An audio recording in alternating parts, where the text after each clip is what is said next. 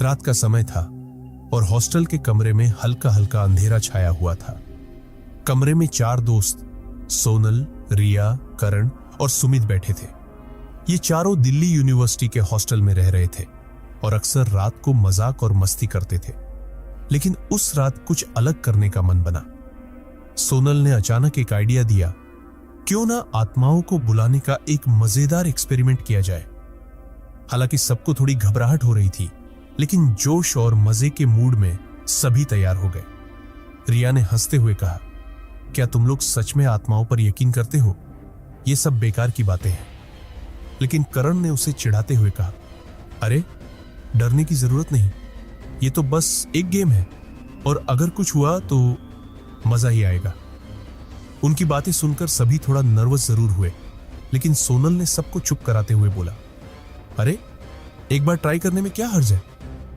सुमित ने कमरे के बीच में एक पुरानी मोमबत्ती रखी और उसके चारों ओर गोल घेरा बना दिया। सबने अपनी अपनी सीट संभाल ली। कमरे में माहौल गंभीर हो गया। मोमबत्ती की हल्की हल्की रोशनी में सबके चेहरे थोड़े डरे हुए दिख रहे थे, लेकिन कोई भी डर को जाहिर नहीं कर रहा था। सोनल ने धीरे धीरे सिक्का बीच में रखा और एक कागज पर आत्माओं को बुलाने के लिए कुछ मंत्र लिखे जो उसने इंटरनेट पर खोजे थे। वो जानती थी कि यह सिर्फ मजाक है, लेकिन मन में कहीं एक अजीब सी उत्सुकता और घबराहट भी थी। सबने धीरे धीरे मंत्र पढ़ना शुरू किया। कमरे में अजीब सी खामोशी फैल गई और सबकी सांसें धीमी और गहरी हो गई। जैसे जैसे मंत्र का उच्चारण होता गया, कमरे का तापमान अचानक गिरने लगा। करण ने हंसते हुए कहा, क्या किसी ने एसी ऑन कर दिया है? लेकिन उसकी आवाज में भी हल्की सी घबराहट थी। अचानक एक ठंडी हवा का झोंका कमरे में चला आया और मोमबत्ती की लौ एक अजीब ढंग से कांपने लगी। रिया ने अपने हाथ से उसे छूकर देखा, लेकिन हवा के झोंके ने उसे और भी डराया। ऐसा लग रहा था मानो कमरे में किसी अदृश्य शक्ति की उपस्थिति हो। लेकिन मजाक के मूड में रहते हुए करण ने बोला, अरे ये तो बस हवा है, कुछ नहीं है यहां। उन्हें ऐसा महसूस हो रहा था जैसे सच में किसी को बुला लिया है। सोनल की धड़कनें बढ़ गई थी, लेकिन उसने खुद को शांत रखने की कोशिश की। उसने सोचा कि शायद यह उनके दिमाग का खेल है। तभी सबको हल्की सी कानों में फुसफुसाहट सुनाई देने लगी, मानो कोई धीरे धीरे उनसे बात कर रहा हो। और तभी कमरे की खिड़की से एक जोरदार आवाज आई, मानो किसी ने खिड़की पर अपने नाखून घिसे हो। अब सभी दोस्त गंभीर हो गए थे, क्योंकि मजाक मजाक में शुरू हुआ ये गेम अब हकीकत में डरावना लगने लगा था।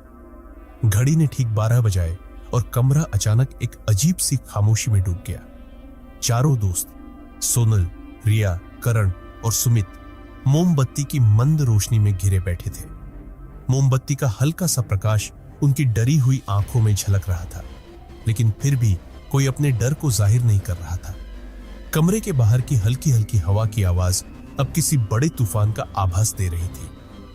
रिया ने हल्की आवाज में कहा, शायद हमें इसे यही रोक देना चाहिए, कुछ ठीक नहीं लग रहा। सोनल ने उसकी बात को मजाक में टालते हुए कहा, अरे अभी तो शुरुआत है, डरने का कोई कारण नहीं है, यह सब बस हमारे दिमाग का खेल है।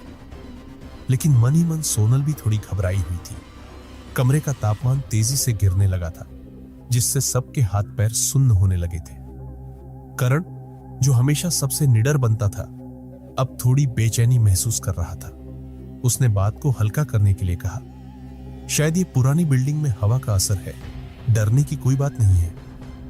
लेकिन उसकी बात पूरी होते ही एक ठंडी हवा का झोंका कमरे के अंदर आ गया, जिससे मोमबत्ती की लौ अचानक से हिलने लगी और कमरा और भी डरावना लगने लगा। सबके दिल की धड़कनें तेज हो चुकी थी, लेकिन कोई अपनी जगह से हिल नहीं रहा था। सुमित ने अचानक महसूस किया कि उसकी पीठ के पीछे जैसे कोई अदृश्य परछाई थी, जिसने धीरे धीरे उसके कंधे पर हाथ रखा हो। उसने झटके से पलट कर देखा, लेकिन पीछे कुछ नहीं था। सबने उसकी इस हरकत को देखा और करण ने मजाक में कहा, अरे भूत नहीं है यहां, बस तुम्हारी कल्पना है। लेकिन सुमित के चेहरे की हवाइयां उड़ी हुई थी और उसकी आंखों में एक अजीब सा डर था। तभी एक हल्की सी आवाज कमरे के कोने से आई, जैसे किसी ने धीरे धीरे फुसफुसाते हुए कुछ कहा हो। वो आवाज सुनकर रिया ने अपनी जगह से हल्का सा पीछे हटने की कोशिश की, लेकिन डर से उसका शरीर ठिठक गया। उसे ऐसा लगने लगा जैसे वो कमरे में अकेली नहीं है, बल्कि कोई और भी है जो हर एक हरकत को गौर से देख रहा है। तभी कमरे की खिड़की अचानक से अपने आप खुल गई और तेज हवा का झोंका अंदर आया। खिड़की का कांच अजीब तरीके से कंपन कर रहा था, जैसे किसी अदृश्य शक्ति ने उसे जबरदस्ती खोलने की कोशिश की हो। कमरे में अजीब सी ठंडक और बदबू फैल गई थी, मानो किसी अनजाने व्यक्ति की मौजूदगी हो। अब चारों दोस्तों को यकीन होने लगा था कि उन्होंने किसी ऐसी शक्ति को जगा दिया है जो उनसे नाराज है। सोनल ने धीरे से कहा, शायद हमें माफी मांग लेनी चाहिए और इस खेल को यही खत्म कर देना चाहिए। लेकिन करण ने उसे टोकते हुए कहा, यह सब बकवास है, डरने की कोई बात नहीं, हम खुद को बस अननेसेसरी डरा रहे हैं। लेकिन उसकी आवाज में भी डर की एक हल्की झलक थी। चारों दोस्तों को अब समझ आ चुका था कि यह कोई मामूली घटना नहीं है। अंधेरा, ठंडक और वो अदृश्य शक्ति, ये सब उनके हौसले को बुरी तरह तोड़ रहे थे। उन्होंने सिर्फ मस्ती के लिए शुरू किया था, लेकिन अब इस खेल ने उन्हें एक ऐसे मोड़ पर लाकर खड़ा कर दिया था जहां से पीछे हटना आसान नहीं था। कमरे में अब अजीब सी खामोशी और डरावनी सिहरन छाई हुई थी। चारों दोस्त सोनल, रिया, करण और सुमित ठिठके हुए अपनी अपनी जगह पर बैठे थे।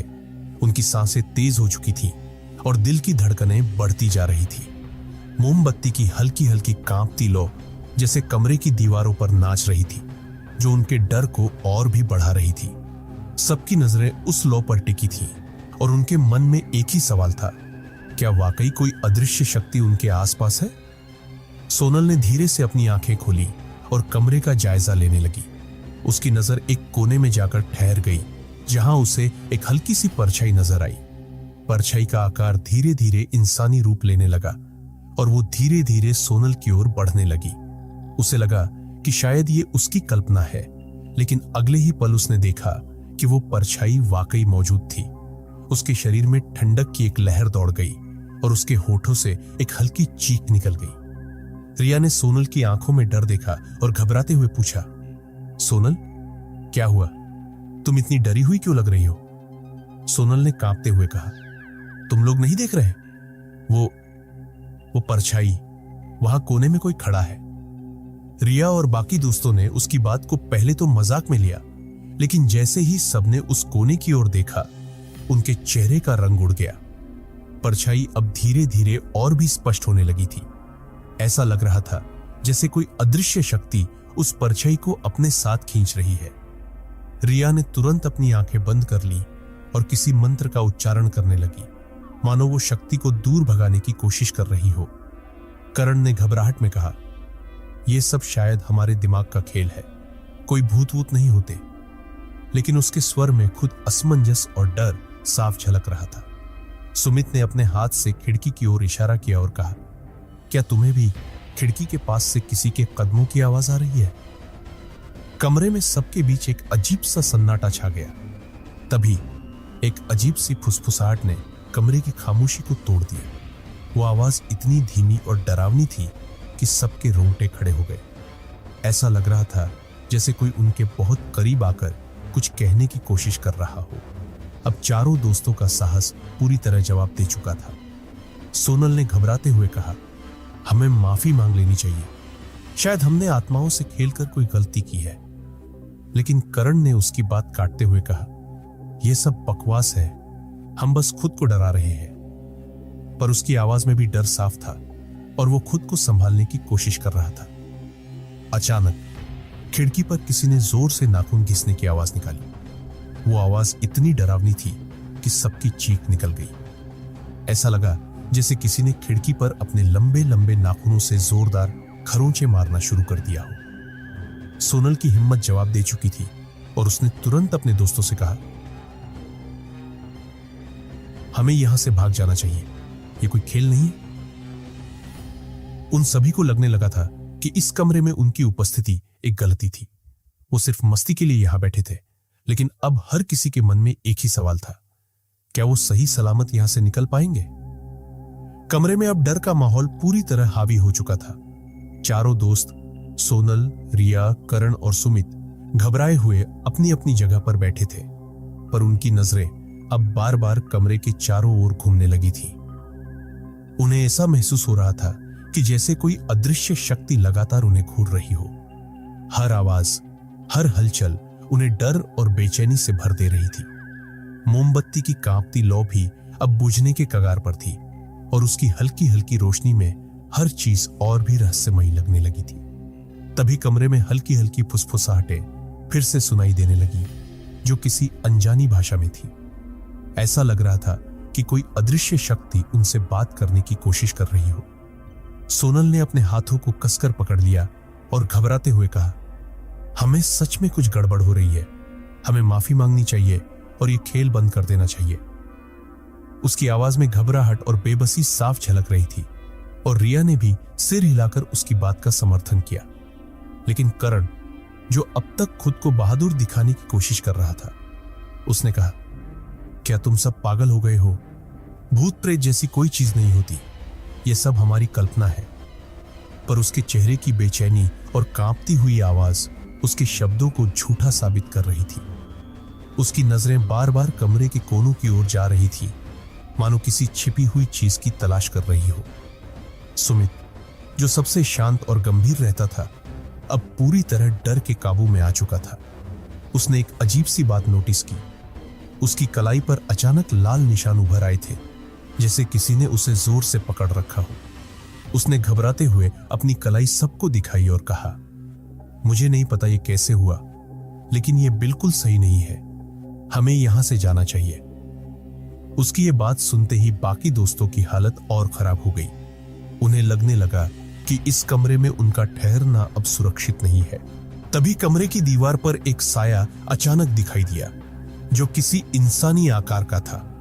वो साया धीरे धीरे दीवार पर चलता हुआ उनकी तरफ बढ़ने लगा। सबकी सांसें थम गईं और उनके दिल की धड़कनें जैसे रुक सी गई। रिया ने अपनी जगह से हटने की कोशिश की, लेकिन उसके पैर मानो जमीन में जड़ गए थे।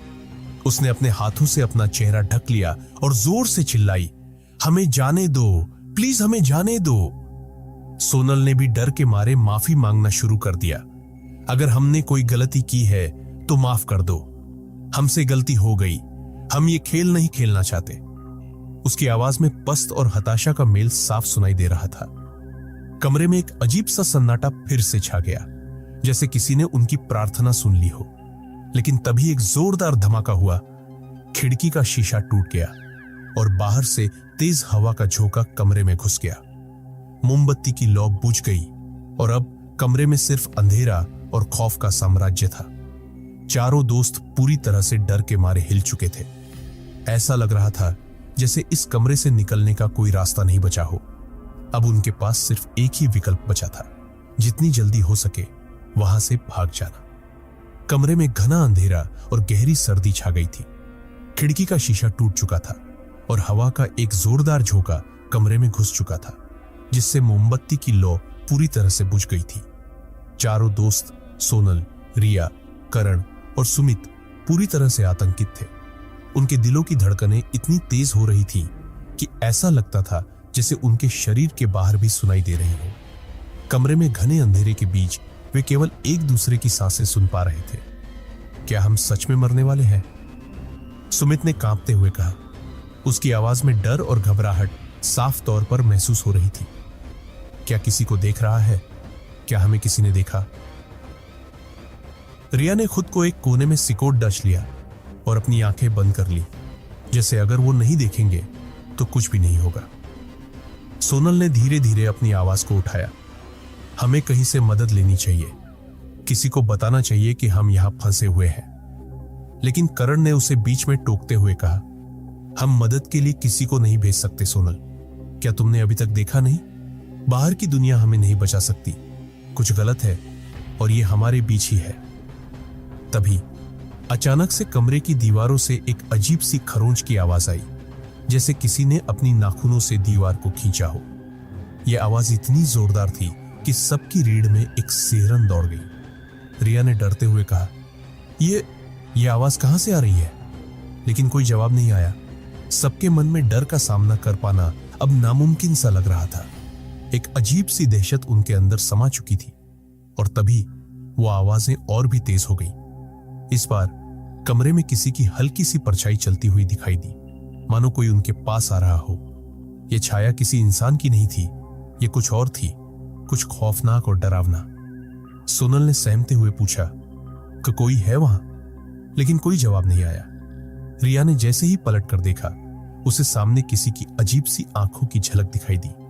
वो आंखें इतनी डरावनी थीं कि वे सीधे उसकी आत्मा में समा गई। उसकी पूरी बॉडी एक पल में पसीने से तरबतर हो गई। रिया का चेहरा सफेद पड़ गया और वो बुरी तरह कांपने लगी। सुमित ने पैनिक में कहा, हमें यहां से निकलना होगा, अब कोई रास्ता नहीं बचा। चारों ने कमरे के दरवाजे की ओर भागने की कोशिश की, लेकिन जैसे ही उन्होंने दरवाजे को खींचा, वो बंद था। दरवाजा किसी अदृश्य ताकत से लॉक हो चुका था और उसे खोलने की कोई भी कोशिश बेकार हो रही थी। इसी बीच दीवारों पर एक और अजीब सी खरोंच की आवाज आई और फिर अचानक से कमरे की सारी लाइटें बंद हो गई। सब कुछ पूरी तरह अंधेरे में डूब चुका था। उनकी आवाजें एक दूसरे से गुम हो गई, जैसे कि अंधेरे ने उन्हें निगल लिया हो। अचानक रिया की चीख निकल पड़ी, ये क्या हो रहा है? ये हमारी जान लेने आए हैं। लेकिन किसी ने भी उसका जवाब नहीं दिया। कमरे के अंदर हल्की सी फुसफुसाहटें फिर से सुनाई दी और उस फुसफुसाहट में एक शब्द बार बार सुनाई दे रहा था, मौत। अब यह साफ हो चुका था कि यह कोई साधारण घटना नहीं थी। वे एक भूतिया शक्ति के शिकार हो चुके थे, जो उन्हें किसी भी हाल में छोड़ने का नाम नहीं ले रही थी। एक अजीब सी उम्मीद टूटने लगी थी। क्या वे इस कमरे से जिंदा बाहर निकल पाएंगे, या यह खेल अब उनकी मौत का कारण बनेगा? सोनल, रिया, करण और सुमित अब पूरी तरह से घबराए हुए थे। अंधेरे में घिरी उस कमरे में चारों की सांसें एक दूसरे से जुड़ी हुई थी और उनके दिलों की धड़कनें इतनी तेज हो रही थी कि उन्हें लग रहा था जैसे उनका दिल अब फट जाएगा। दरवाजा अब भी बंद था और वे उस कमरे से बाहर जाने के किसी भी रास्ते को तलाश कर रहे थे, लेकिन ऐसा लग रहा था कि कमरे में किसी भी दिशा में कोई रास्ता नहीं था। हम क्या करें? हम यहां से निकल नहीं सकते, रिया ने कांपते हुए कहा। उसकी आवाज में डर और घबराहट दोनों साफ साफ थे। ये जो कुछ भी हो रहा है वो हमारे दिमाग का खेल नहीं है, हमें अब कुछ करना होगा। रिया की आवाज में अब एक प्रकार का थकावट और हार मानने की झलक थी, लेकिन साथ ही एक उम्मीद भी थी, एक उम्मीद कि वो बाहर निकल सकेंगे। सोनल ने खुद को संभालते हुए कहा, कभी कभी हमें चीजों को समझने के लिए डर से लड़ना पड़ता है। हमें उस शक्ति से मुकाबला करना होगा जो हमें घेर रही है। अगर हमने भागने की कोशिश की और फिर से डर के मारे रुक गए तो ये हमें कभी नहीं छोड़ेंगे। उसकी आवाज में एक अजीब सी हिम्मत थी, लेकिन सबका ध्यान अब उस अंधेरे में घूमती हुई उस छाया पर था जो अचानक से उनके सामने आ गई थी। यह छाया अब और भी स्पष्ट हो रही थी और इससे भी डरावनी बात यह थी कि वो छाया किसी इंसान की नहीं, बल्कि किसी अनदेखी बुरी शक्ति की प्रतीत हो रही थी। क्या तुम सब देख रहे हो? करण ने डरते हुए कहा और उसकी आवाज में कुछ टूटने की आवाज सुनाई दी। ये किसी इंसान की तरह नहीं है, ये कुछ और है। उसकी बात ने सभी को और भी घेर लिया। वह छाया अब धीरे धीरे उनकी ओर बढ़ रही थी और ऐसा लग रहा था जैसे वह किसी बड़े खतरे का संकेत हो। सुमित, जो अब तक चुप था, डर के मारे कांपते हुए बोला, अगर हमें इस स्थिति से बाहर निकलना है तो हमें किसी भी चीज से डरना नहीं होगा, हमें लड़ना होगा, चाहे जो भी हो। लेकिन अचानक जैसे ही उसने यह कहा, कमरे में एक जोरदार आवाज गूंजी, जैसे कोई दीवार को तोड़ने की कोशिश कर रहा हो। वो आवाज इतनी भयानक थी कि सभी के शरीर में एक सिहरन दौड़ गई। फिर एक सर्द और कटीली हवा का झोंका कमरे में आया और ऐसा लगा जैसे कोई इनविजिबल ताकत उनके करीब आ रही हो। सबकी नजरें उसी छाया पर टिकी थी जो अब एकदम पास आ चुकी थी। सोनल ने हिम्मत जुटाकर कहा, हमें अब इस कमरे को छोड़ना होगा, कोई भी तरीका हो, हमें बाहर जाना होगा। उसने फर्श पर पड़े एक पुराने लकड़ी के टुकड़े को उठाया और दरवाजे की ओर बढ़ी। उसकी उम्मीद थी कि वो दरवाजा अब खुल जाएगा, लेकिन जैसे ही उसने दरवाजे को धक्का दिया, वह एक अजीब सी झपकी में गिर गई। दरवाजा अब भी जाम था। रिया, जो अब पूरी तरह से टूट चुकी थी, धीरे धीरे बोली, हम सब क्या कर रहे हैं? क्या यह हमारी आखिरी रात होगी? उसकी आवाज में ऐसी घबराहट थी जिसे किसी भी हाल में शांत नहीं किया जा सकता था। लेकिन तभी कमरे के बीचों बीच से एक और गहरी आवाज आई, मौत, अब तुम सबके करीब हो। यह आवाज इतनी डरावनी थी कि सबका खून जमा गया। चारों दोस्तों के शरीर में जैसे कोई शक्ति चली गई थी। अब वे सभी समझ गए थे कि यह कोई साधारण घटना नहीं थी। यह एक भूतिया शक्ति थी जो उन्हें पकड़ने के लिए हर हाल में उनका पीछा कर रही थी। अब उनके पास सिर्फ एक ही रास्ता बचा था, डर को हराकर किसी भी तरह उस कमरे से बाहर निकलना। कमरे में फैलता हुआ अंधेरा अब उनके शरीर और आत्मा को पूरी तरह से घेर चुका था। हर पल एक नया डर, एक नई डरावनी शक्ति उनके आसपास थी और उनका दम घुट रहा था। दरवाजा अब भी बंद था और वह छाया जो अब तक कमरे में इधर उधर घूम रही थी, अब एक ओर से धीरे धीरे उनकी ओर बढ़ने लगी थी। जैसे ही वो छाया और पास आई, कमरे का तापमान तेजी से गिरने लगा। चारों दोस्तों के शरीर में सिहरन दौड़ गई और उन्हें ऐसा लगा कि जैसे कोई अदृश्य हाथ उन्हें जकड़ने की कोशिश कर रहा हो। सोनल, जो अब तक स्थिति को संभालने की कोशिश कर रही थी, अब पूरी तरह टूट चुकी थी। उसकी आंखों में घबराहट साफ दिखाई दे रही थी। उसने सुमित से कहा, हमें कहीं से कोई रास्ता खोजना होगा, वरना हम यहां हमेशा के लिए फंस जाएंगे। उसका स्वर कांप रहा था और डर की गहरी परछाई उसके चेहरे पर साफ दिखाई दे रही थी।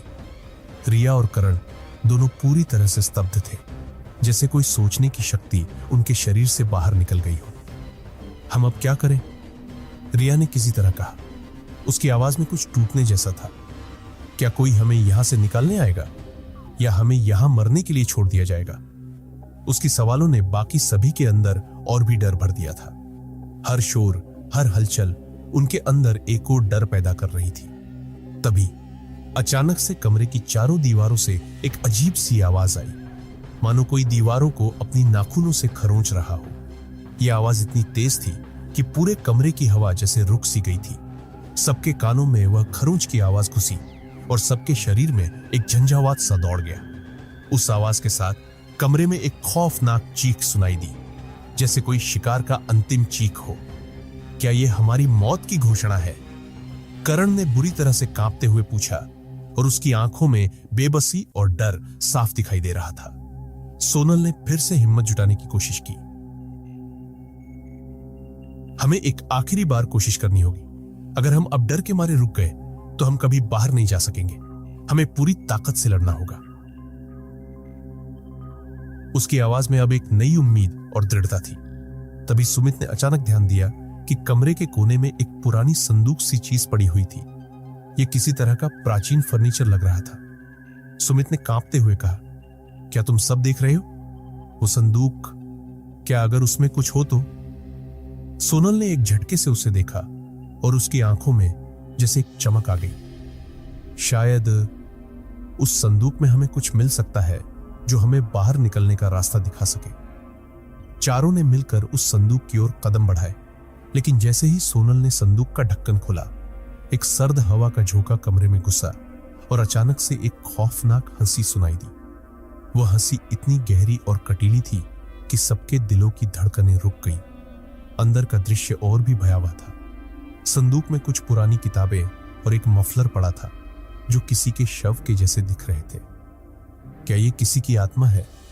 रिया ने डरते हुए पूछा और सुमित ने पूरी ताकत लगाकर वह मफलर बाहर खींचा। जैसे ही वह मफलर बाहर आया, एक जोरदार धमाका हुआ और कमरे की दीवारों से और तेज खरोच की आवाजें सुनाई दी। अब सबको यह महसूस हो रहा था कि वे कुछ बहुत बड़ी शक्ति के साथ खेल रहे थे और शायद यह अब उनका सबसे बड़ा खतरा बनने वाला था। इस खौफनाक हंसी के बाद एक और जोरदार आवाज आई, अब तुम सभी मेरे साथ रहोगे। चारों के दिलों में अब और भी डर समा गया था और उन्होंने समझ लिया था कि वे अब उस शक्ति से बचने के लिए लड़ाई नहीं, बल्कि अपनी जान बचाने के लिए संघर्ष कर रहे थे। सोनल, रिया, करण और सुमित अब पूरी तरह से टूट चुके थे।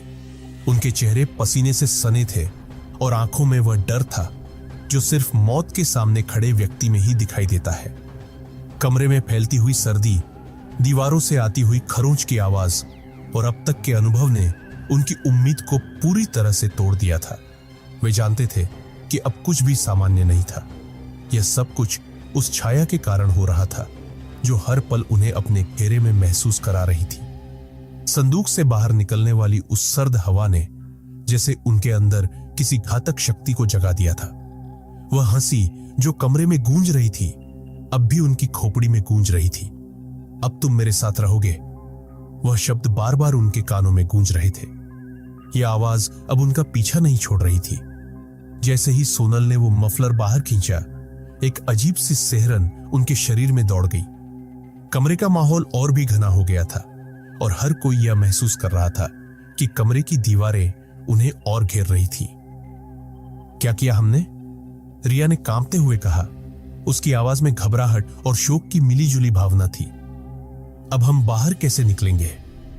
सोनल ने गहरी सांस ली और अपने अंदर की ताकत को जागृत करते हुए कहा, हमें लड़ना होगा, हमें डर को चुनौती देनी होगी। अगर हम अब डर के मारे भागे तो वह हमें कभी नहीं छोड़ेंगे। हमें इस जगह को अपने तरीके से नियंत्रित करना होगा। उसकी आवाज में एक दृढ़ निश्चय था, लेकिन सभी जानते थे कि यह फैसला लेना इतना आसान नहीं था। तभी कमरे में अचानक एक अजीब सी चुप्पी हो गई, जैसे सभी आवाजें रुक गई हों, जैसे उस अंधेरे ने खुद को पूरी तरह से कमरे में समा लिया हो। हर कोई अपनी जगह खड़ा था और वे सब उस छाया को महसूस कर रहे थे जो अब उनके आसपास मंडरा रही थी। इस घबराहट और खौफ के बीच करण ने अचानक से कहा, अगर हम इस कमरे से बाहर नहीं निकल सकते तो हम उसे खत्म कैसे करेंगे? उसकी आवाज में अब हताशा थी, जैसे उसने अब तक के सभी प्रयासों को नाकाम होते देखा हो। हम उसे हराकर ही बाहर निकल सकते हैं, सोनल ने दृढ़ आवाज में कहा। हम इसके सामने नहीं झुकेंगे। हमें इसे हराने के लिए इसे समझना होगा। यह केवल एक आत्मा नहीं है, यह एक भूतिया शक्ति है जो हमें कमजोर समझ रही है। सुमित ने अचानक से कमरे के कोने की ओर इशारा करते हुए कहा, देखो वहां कुछ है। सबकी नजरें उस दिशा में घुसी और जैसे ही वे वहां देखने लगे, उन्हें एक हल्की सी परछाई दिखाई दी जो धीरे धीरे दीवार में समा रही थी। परछाई के गायब होने से पहले वे सभी यह महसूस कर रहे थे कि उस छाया के भीतर कुछ घातक था, एक शक्ति जो उन्हें हर पल निगलने के लिए तैयार थी। सोनल ने फिर से उस दिशा में कदम बढ़ाए। हमें इस पर ध्यान केंद्रित करना होगा। कुछ भी हो, हमें इसका सामना करना ही होगा। अब वो जानते थे कि यदि इस पर ध्यान नहीं दिया तो वे कभी बाहर नहीं निकल पाएंगे। जैसे ही सोनल उस परछाई के पास पहुंची, अचानक एक तेज खड़खड़ाहट हुई, जैसे कोई दीवार को तोड़ने की कोशिश कर रहा हो।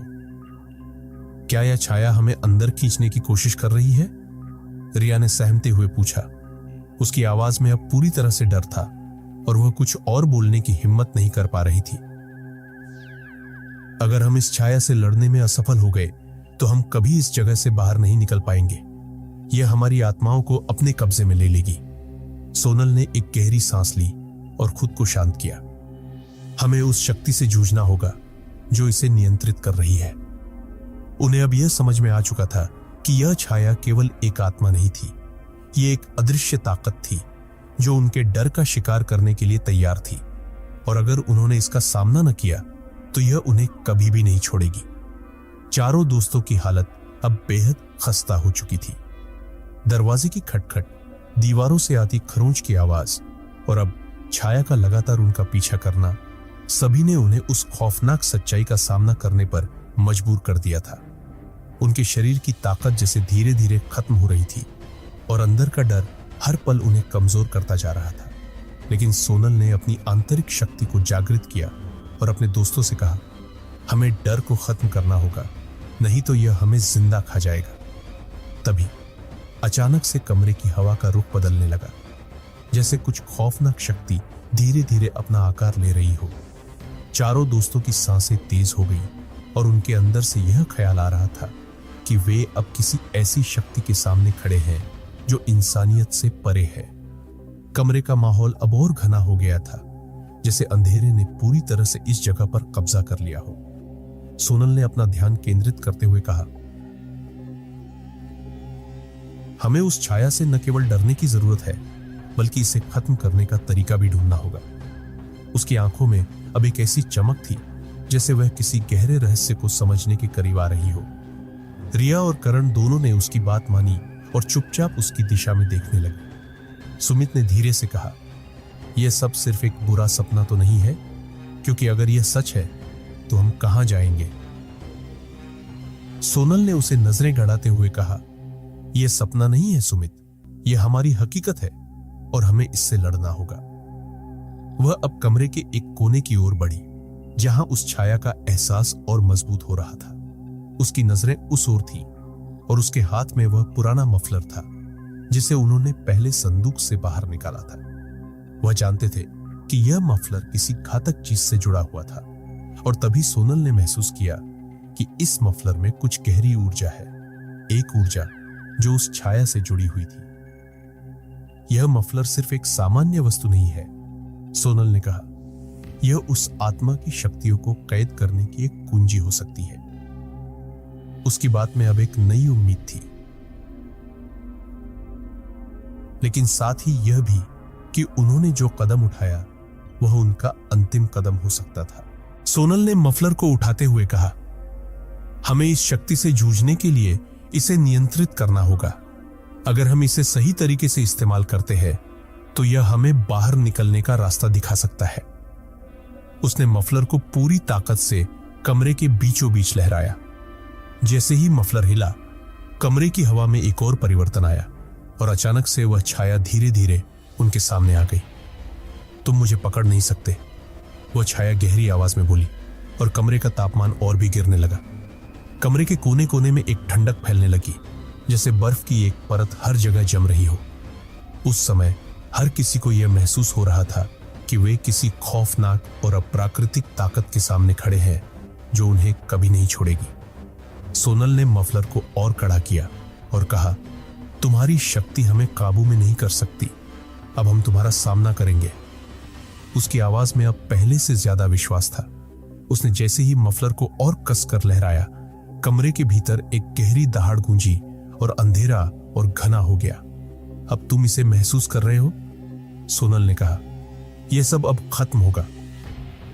जैसे ही उसने मफलर को हवा में घुमाया, एक तेज चमक कमरे में गूंजी और अचानक से वह छाया पूरी तरह से विलीन हो गई, जैसे कुछ भी नहीं हुआ। लेकिन उस पल चारों के दिलों में यह एहसास था कि उनका डर कहीं ना कहीं अभी भी उनके अंदर जिंदा था और वे इस ताकत से पूरी तरह से मुक्त नहीं हो पाए थे। जैसे ही छाया विलीन हुई, कमरे में एक अजीब सी चुप्पी छा गई। चारों दोस्तों ने धीरे धीरे अपने शरीर को आराम दिया, लेकिन उनके अंदर का डर अब भी पूरी तरह से खत्म नहीं हुआ था। उन सभी ने महसूस किया कि कुछ बहुत गहरी और भयावह चीज अभी भी उनके चारों ओर मौजूद थी, भले ही वह अब दिखाई न दे रही हो। उस अंधेरे में जहां वे अब भी अपने कदमों को ध्यान से रख रहे थे, उन्होंने सोचा कि क्या सचमुच वे छाया को हरा पाए थे या यह केवल एक और धोखा था जो उन्हें फिर से भ्रमित करने के लिए किया गया था।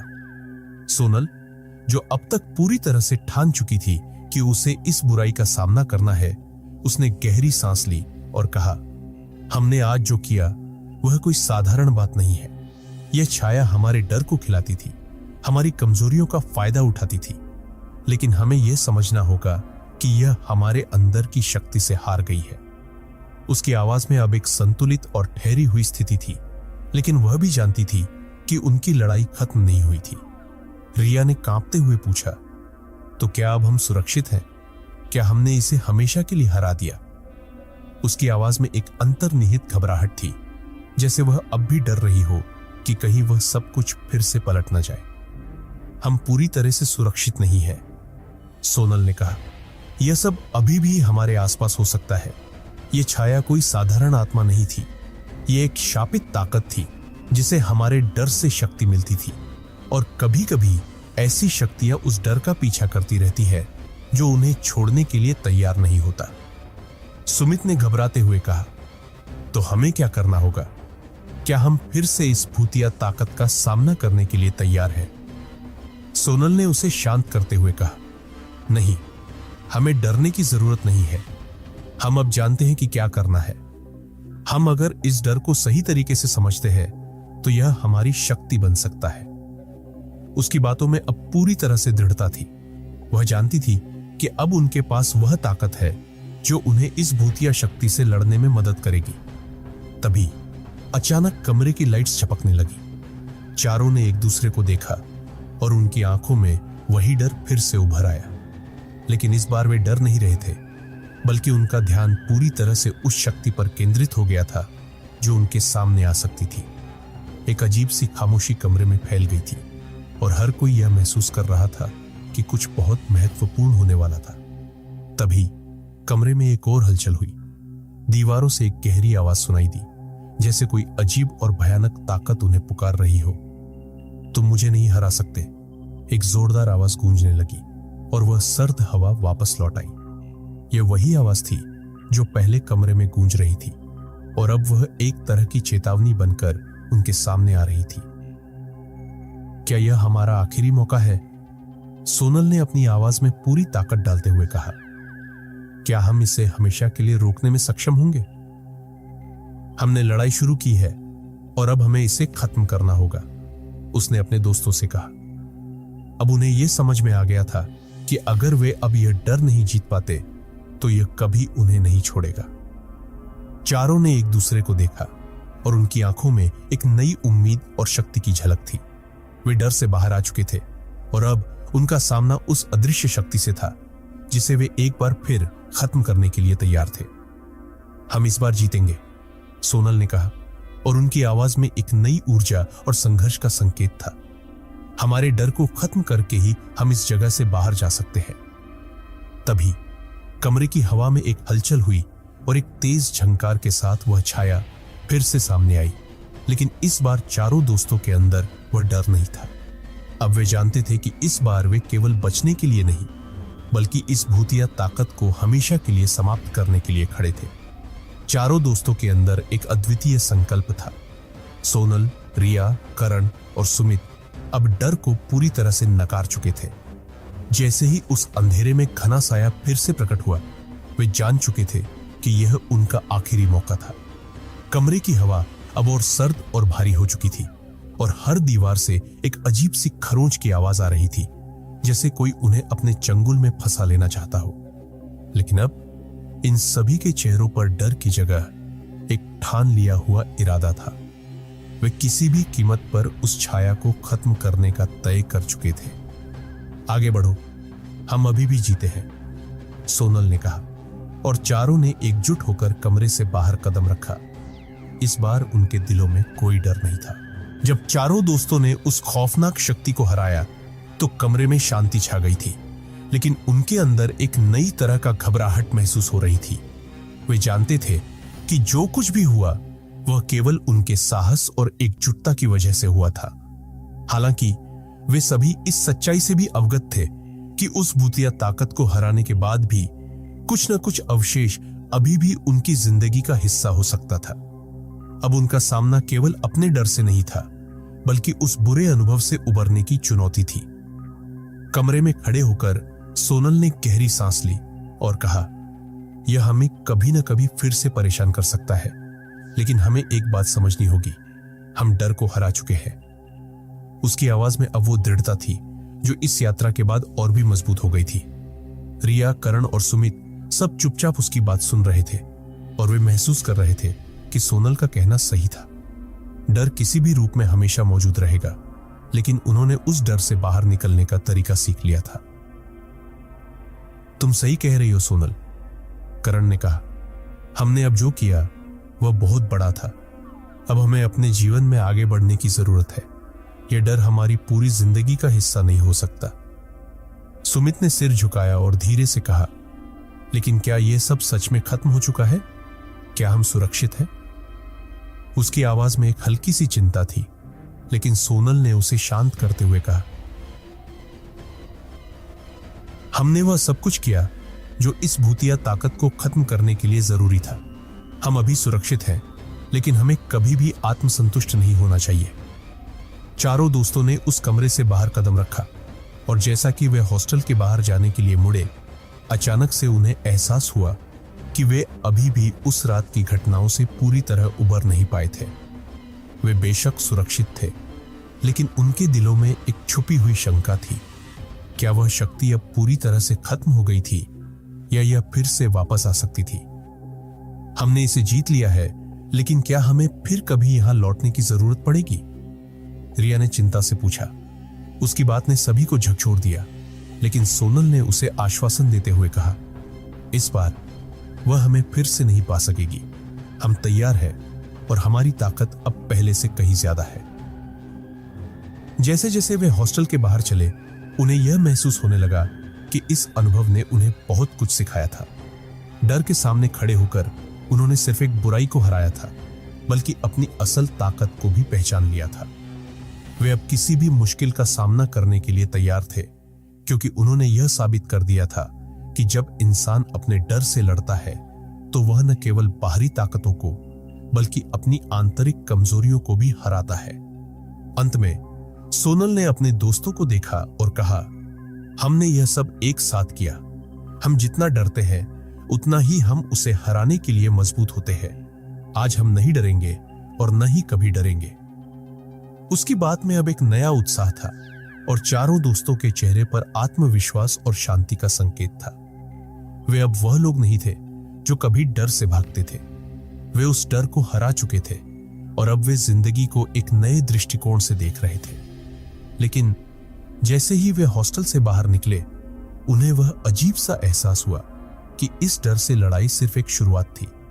अभी बहुत कुछ बाकी था और वे जानते थे कि दुनिया में कहीं और कहीं ना कहीं इस तरह की शक्तियां अभी भी मौजूद थी। लेकिन अब वे डर से नहीं, बल्कि उस डर से निकलने की ताकत के साथ उसका सामना करने के लिए तैयार थे। 1 महीने बीत चुका था और सोनल, रिया, करण और सुमित ने सोचा था कि वे अब पूरी तरह से सुरक्षित हैं। हॉस्टल की उस खौफनाक रात के बाद उनकी जिंदगी एक नए मोड़ पर थी। हालांकि उन चारों ने एक दूसरे से वादा किया था कि वे डर के सामने कभी झुके नहीं देंगे। वे सभी जानते थे कि कुछ तो ऐसा था जो अब भी उन्हें परेशान कर रहा था। ऐसा लग रहा था जैसे कुछ अधूरा रह गया हो, जैसे वो अंधेरा पीछे छोड़ आया हो जो कभी भी वापस आ सकता था। लेकिन फिर भी हर दिन एक उम्मीद के साथ वे अपनी जिंदगी में आगे बढ़ने की कोशिश कर रहे थे। तभी एक शाम जब सोनल अपने कमरे में अकेले बैठी थी, उसने खिड़की के बाहर कुछ हलचल महसूस की। उसे लगा कि वह बस किसी और की छाया हो सकती है, लेकिन उसका दिल कुछ और ही कह रहा था। वह डर को नकारने की पूरी कोशिश कर रही थी, लेकिन भीतर से एक अजीब सी घबराहट उभर रही थी। अचानक उसके कमरे की लाइट्स फिर से झपकने लगी और कमरे में एक सर्द हवा चली आई, जैसे कोई पुराना भूत वहां वापस लौट आया हो। क्या यह वही छाया है? सोनल ने अपने आप से पूछा। उसके मन में एक सिहरन दौड़ गई। उसने कमरे की रोशनी बंद कर दी और फिर से ध्यान से सुनी। अब उसने वह आवाज सुनी जो कभी उसे और उसके दोस्तों को डराती थी। एक धीमी, खौफनाक हंसी कमरे में गूंज रही थी।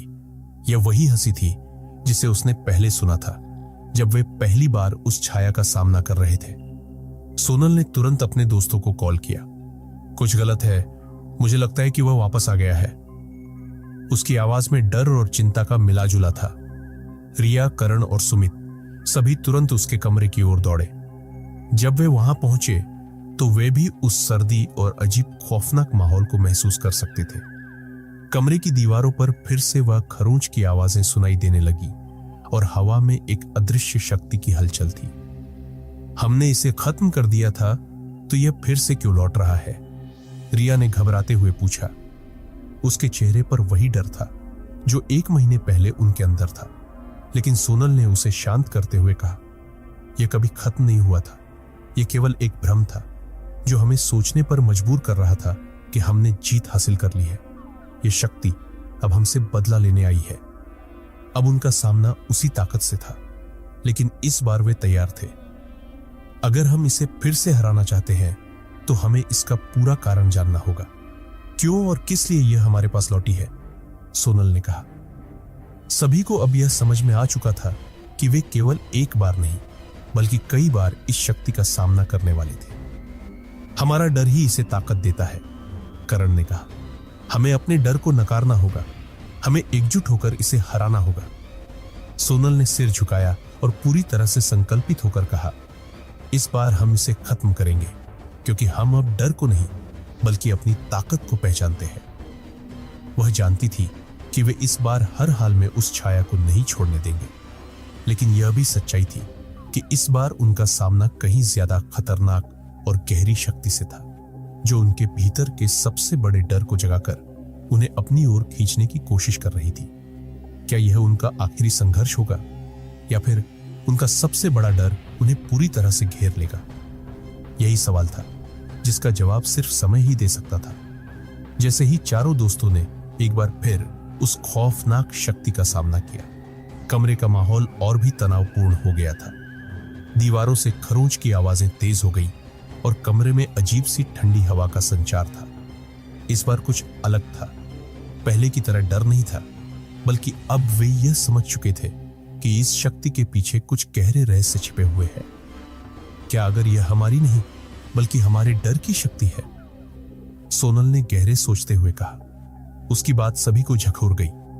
क्या अगर यह सिर्फ भूतिया ताकत नहीं बल्कि उनका डर खुद एक शैतानी रूप में बदल गया था? अब यह स्पष्ट हो गया कि इस शक्ति का असल उद्देश्य सिर्फ उन्हें डराना नहीं था, बल्कि उनके भीतर की सबसे बड़ी कमजोरी, डर को प्रकट करना था। रिया ने कांपते हुए कहा, अगर हम इसे अपने डर से जीतना चाहते हैं तो क्या हमें यह डर पूरी तरह से नष्ट करना होगा? अब वे जान चुके थे कि केवल एकजुट होकर और अपने भीतर के डर को नकार कर ही वे इस बार इस शक्ति को पूरी तरह हरा सकते थे।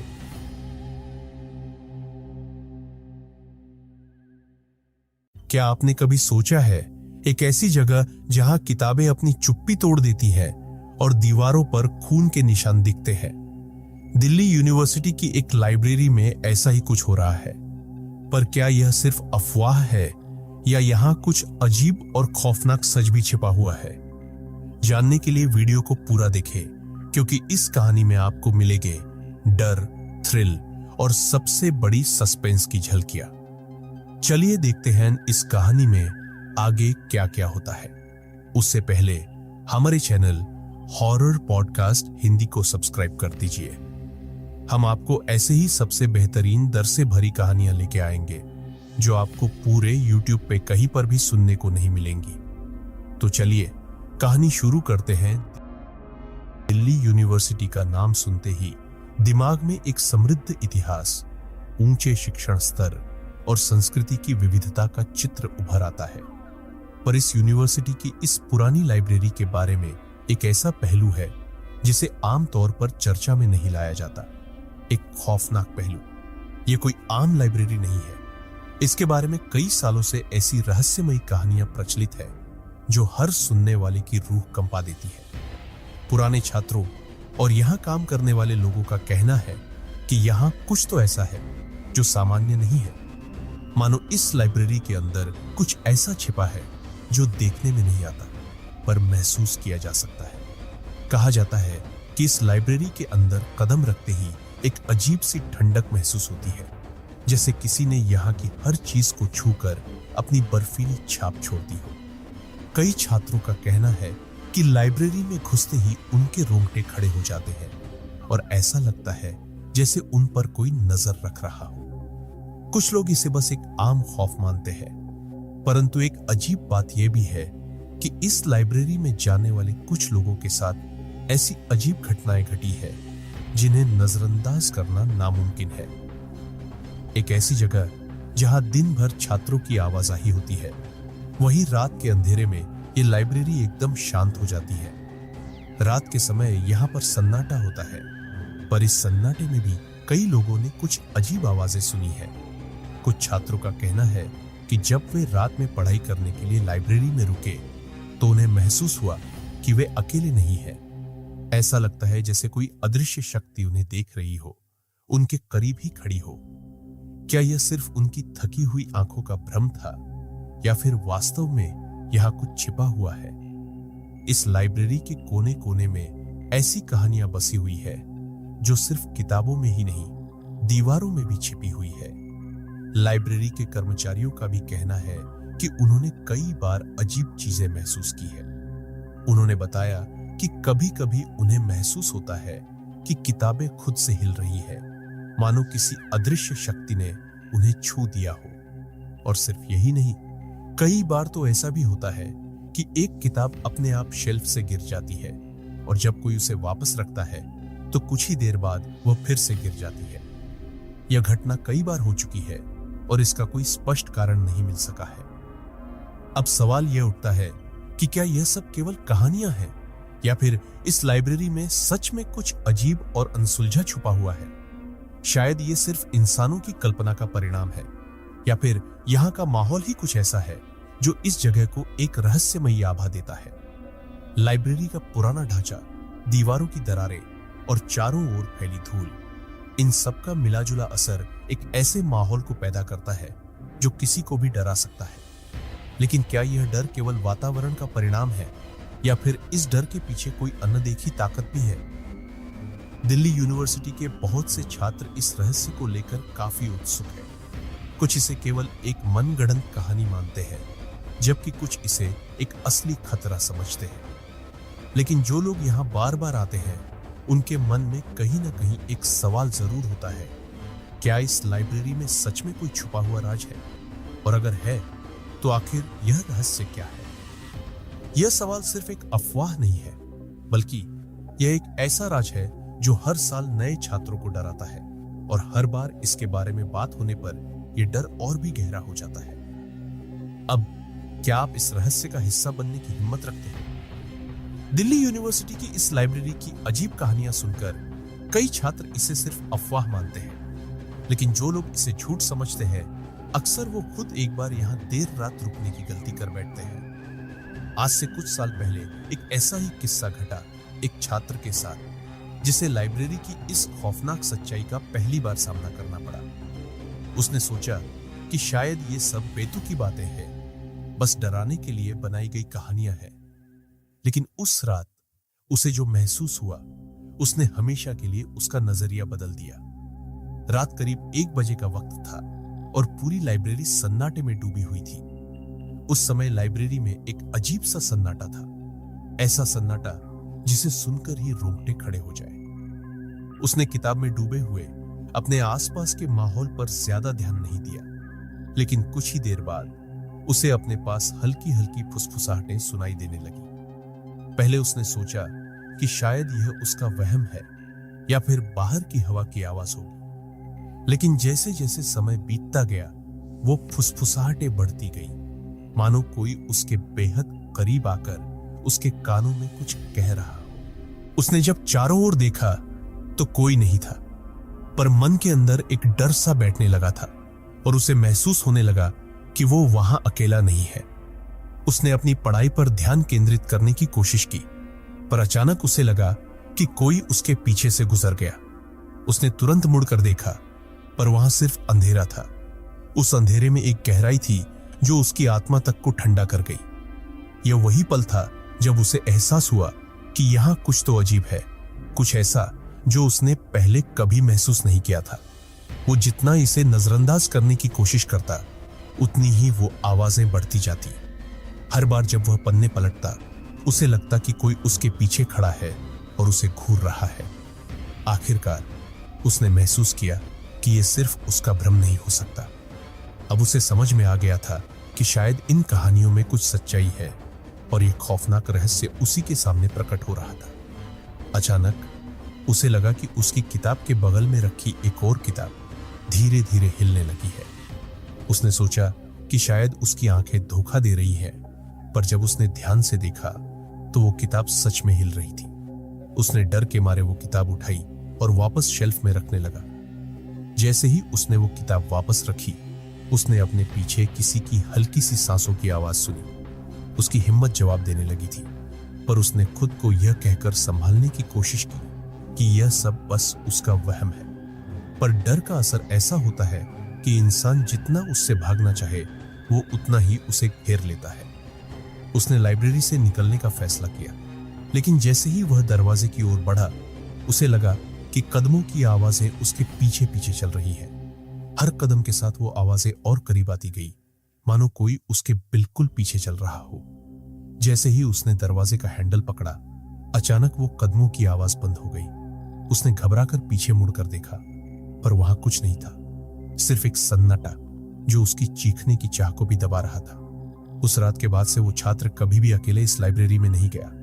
उसने दोस्तों को यह कहानी बताई, पर किसी ने इस पर यकीन नहीं किया। कुछ लोगों ने इसे उसका भ्रम कहा, तो कुछ ने बस इसे मजाक में उड़ा दिया। पर जिसने भी इस लाइब्रेरी में रात बिताई है, वो जानता है कि यहाँ कुछ ऐसा है जो सिर्फ कहानियों तक सीमित नहीं है। दिल्ली यूनिवर्सिटी की इस लाइब्रेरी में सिर्फ अजीब घटनाएं और फुसफुसाहटें ही नहीं, बल्कि समय के साथ यहाँ कुछ ऐसी घटनाएं भी घटी है जिन्होंने कई सवाल खड़े कर दिए हैं। कई बार छात्रों और लाइब्रेरी कर्मचारियों ने ऐसी घटनाओं का सामना किया है जिनमें समय के साथ उनका संपर्क टूट जाता है। लाइब्रेरी के भीतर जाते हुए उन्होंने सोचा था कि वो बस कुछ ही घंटों के लिए अंदर रहेंगे, लेकिन जब बाहर निकले तो उन्हें एहसास हुआ कि कई घंटे नहीं, बल्कि कई दिनों का समय उनके हाथों से निकल चुका है। ऐसा ही एक वाकया हुआ एक छात्र के साथ, जिसने सोचा कि वह परीक्षा की तैयारी के लिए बस 1-2 घंटे लाइब्रेरी में बिताएगा। शाम के करीब 5 बजे का समय था जब वह लाइब्रेरी में घुसा था। अंदर पहुंचकर उसने ध्यान से पढ़ाई शुरू कर दी, पर कुछ ही देर बाद उसे लगा कि जैसे समय का कोई अस्तित्व ही नहीं है। चारों तरफ सन्नाटा, बस एक अजीब सी खामोशी जिसने मानो उसे पूरी तरह से घेर लिया। उसने घड़ी देखने की कोशिश की, पर घड़ी की सुइयां कहीं और ही रुकी हुई प्रतीत हो रही थी। पढ़ाई में व्यस्त रहने के बाद अचानक उसकी नजर फिर घड़ी पर पड़ी। उसे लग रहा था कि शायद 1 घंटा ही हुआ होगा, पर उसकी हैरानी तब और बढ़ गई जब उसने बाहर झांक कर देखा और आसमान में रात के तारे चमक रहे थे। उसे पहले लगा कि शायद उसे समय का अंदाजा गलत लगा होगा, पर जैसे ही उसने अपने फोन पर समय देखा, उसे एहसास हुआ कि वह लाइब्रेरी में पूरे 4 घंटे से भी अधिक समय से था। यह बात उसे अजीब लगी, क्योंकि उसे तो लगा था कि उसने बस कुछ ही मिनट पढ़ाई की होगी। वह मन ही मन इस घटना को भूलकर लाइब्रेरी से निकलने की कोशिश करने लगा, पर उसके कदमों ने जैसे उसका साथ छोड़ दिया। लाइब्रेरी के लंबे और संकरे रास्तों में उसे ऐसा लगा जैसे हर बार वह वहीं वापस पहुंच जाता है जहां से उसने चलना शुरू किया था। यह एक ऐसा अनुभव था जिसने उसकी समझ को चुनौती दी। समय और स्थान दोनों ही उसके लिए मानो धुंधले हो गए थे। हर कोने से उसे वही रहस्यमयी फुसफुसाहटें सुनाई देने लगी जो उसे एक अजीब सी दिशा में जाने के लिए प्रेरित कर रही थी। अंततः जैसे तैसे उसने लाइब्रेरी के दरवाजे तक पहुंचने में सफलता पाई। दरवाजा खोलते ही ठंडी हवा का एक झोंका उसके चेहरे से टकराया और उसे एक राहत का एहसास हुआ। लेकिन बाहर आकर जब उसने अपने दोस्तों से बात की तो उसे पता चला कि उसने लाइब्रेरी में लगभग एक पूरा दिन गुजार दिया था। यह सुनकर उसके होश उड़ गए, क्योंकि उसे लगा था कि वह बस कुछ ही घंटों के लिए अंदर था। दोस्तों ने उसकी हालत देखी और उसे समझ में नहीं आ रहा था कि उसने इतने लंबे समय तक वहां कैसे बिता दिया। ऐसी घटनाएं केवल एक बार नहीं हुई। कई छात्रों ने बताया है कि वे लाइब्रेरी में बस कुछ ही समय के लिए गए थे, पर जब बाहर निकले तो उन्हें एहसास हुआ कि उनके समय की धारणा पूरी तरह से गायब हो गई थी। क्या यह सिर्फ उनका भ्रम था, या लाइब्रेरी के भीतर सच में कुछ ऐसा है जो समय को चुराता है? यह रहस्य आज भी अनसुलझा है और इसी कारण यह लाइब्रेरी छात्रों के लिए एक डरावनी पहेली बन चुकी है। आखिर इस लाइब्रेरी में ऐसा क्या है जो लोगों के समय को अपने अंदर समेट लेता है? क्या यहाँ कुछ अदृश्य शक्तियां हैं जो इस जगह को अपने काबू में किए हुए हैं, या फिर ये बस हमारी कल्पना का एक खेल है? पर हर बार जब कोई इस लाइब्रेरी में जाता है तो उसे अपनी कल्पना पर शक होने लगता है। इस लाइब्रेरी में कई बार केवल अजीब घटनाएं या समय के साथ खो जाने का एहसास ही नहीं, बल्कि अनजानी परछाइयों और भूतिया आकृतियों को देखने के किस्से भी सामने आए हैं। ये वही कहानियां हैं जिन्हें सुनकर दिल में डर की एक अजीब सी हलचल होती है। कई छात्रों और कर्मचारियों ने यहाँ ऐसी चीजें देखी है जिन्हें नजरअंदाज करना आसान नहीं था। ऐसी परछाइयां जो अचानक ही प्रकट होती है और फिर उतनी ही तेजी से गायब भी हो जाती है। और उनमें से कईयों ने यही दावा किया कि उन्होंने उस अदृश्य शक्ति को अपनी आंखों से देखा है। कहानी है एक छात्र की जो रात में लाइब्रेरी में पढ़ाई करने आया था। वह खुद को लाइब्रेरी के एक कोने में बैठा हुआ पाया, जहां चारों ओर बस किताबों का ढेर था और सन्नाटा था। वह खुद में खोया हुआ था, किताबों में डूबा हुआ, जब उसे एक हल्की आहट सुनाई दी।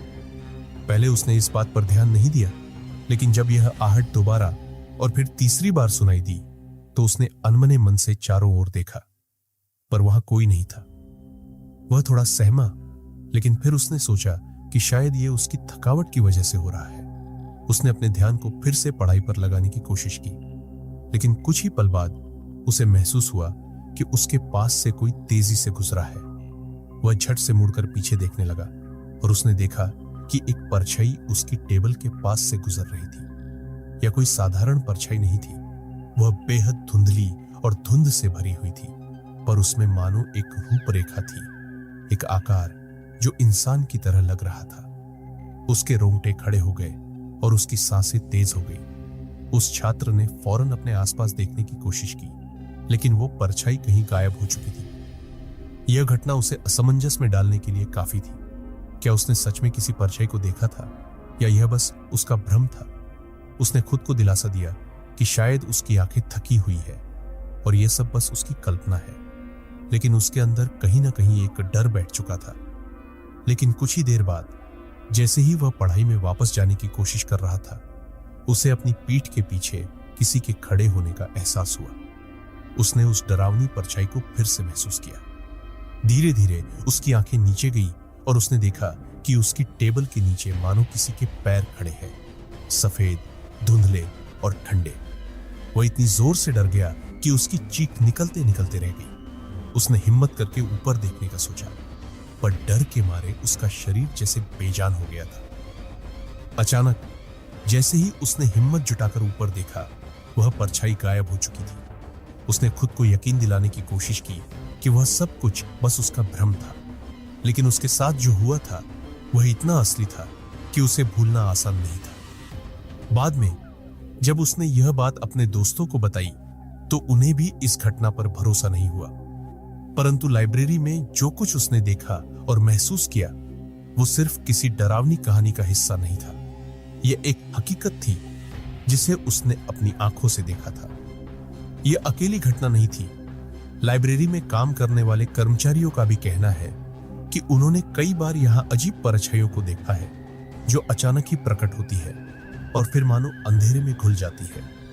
कुछ कहते हैं कि ये परछाइयां उस जगह के भूतिया इतिहास की गवाह है, जबकि कुछ मानते हैं कि यहाँ कुछ अनसुलझी आत्माएं हैं जो इस लाइब्रेरी में भटकती रहती है, और यही बात इस लाइब्रेरी को एक ऐसा भयानक स्थान बना देती है जहां जाने की हिम्मत हर कोई नहीं कर सकता। क्या ये भूतिया परछाइयां सच में यहां मौजूद है, या यह सब सिर्फ मन का भ्रम है? जो भी हो, दिल्ली यूनिवर्सिटी की इस लाइब्रेरी के हर कोने में एक अजीब सा राज छिपा हुआ है, जो हर साल नए छात्रों को डराता है और उनके दिलों में एक असामान्य भय पैदा करता है। दिल्ली यूनिवर्सिटी की इस लाइब्रेरी में जितनी खौफनाक कहानियां हैं, उनमें से एक रहस्य ऐसा भी है जो कई सालों से अनसुलझा है।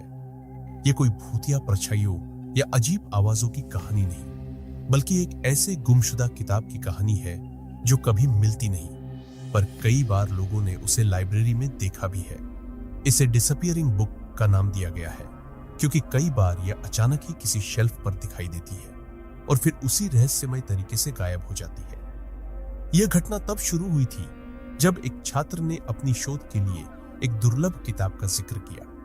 उसने सुना था कि लाइब्रेरी में वह किताब मौजूद है, पर जब वह उसे ढूंढने निकला तो पूरी लाइब्रेरी खंगालने के बाद भी वह उसे नहीं मिली। यह वही किताब थी जिसे उसने कई बार लिस्ट में देखा था, पर हर बार उसकी खोज अधूरी ही रह जाती। हर बार लाइब्रेरी के रजिस्टर में उस किताब का नाम मौजूद होता, पर जैसे ही उसे खोजने की कोशिश की जाती, वह किताब मानो हवा में घुल जाती। इस किताब की तलाश में कई छात्रों ने प्रयास किया और हर बार नतीजा वही रहा। पर खास बात यह थी कि इस किताब का नाम रजिस्टर में बार बार दर्ज होता। कई छात्रों का कहना था कि उन्होंने उस किताब को कभी कभी शेल्फ पर देखा भी है।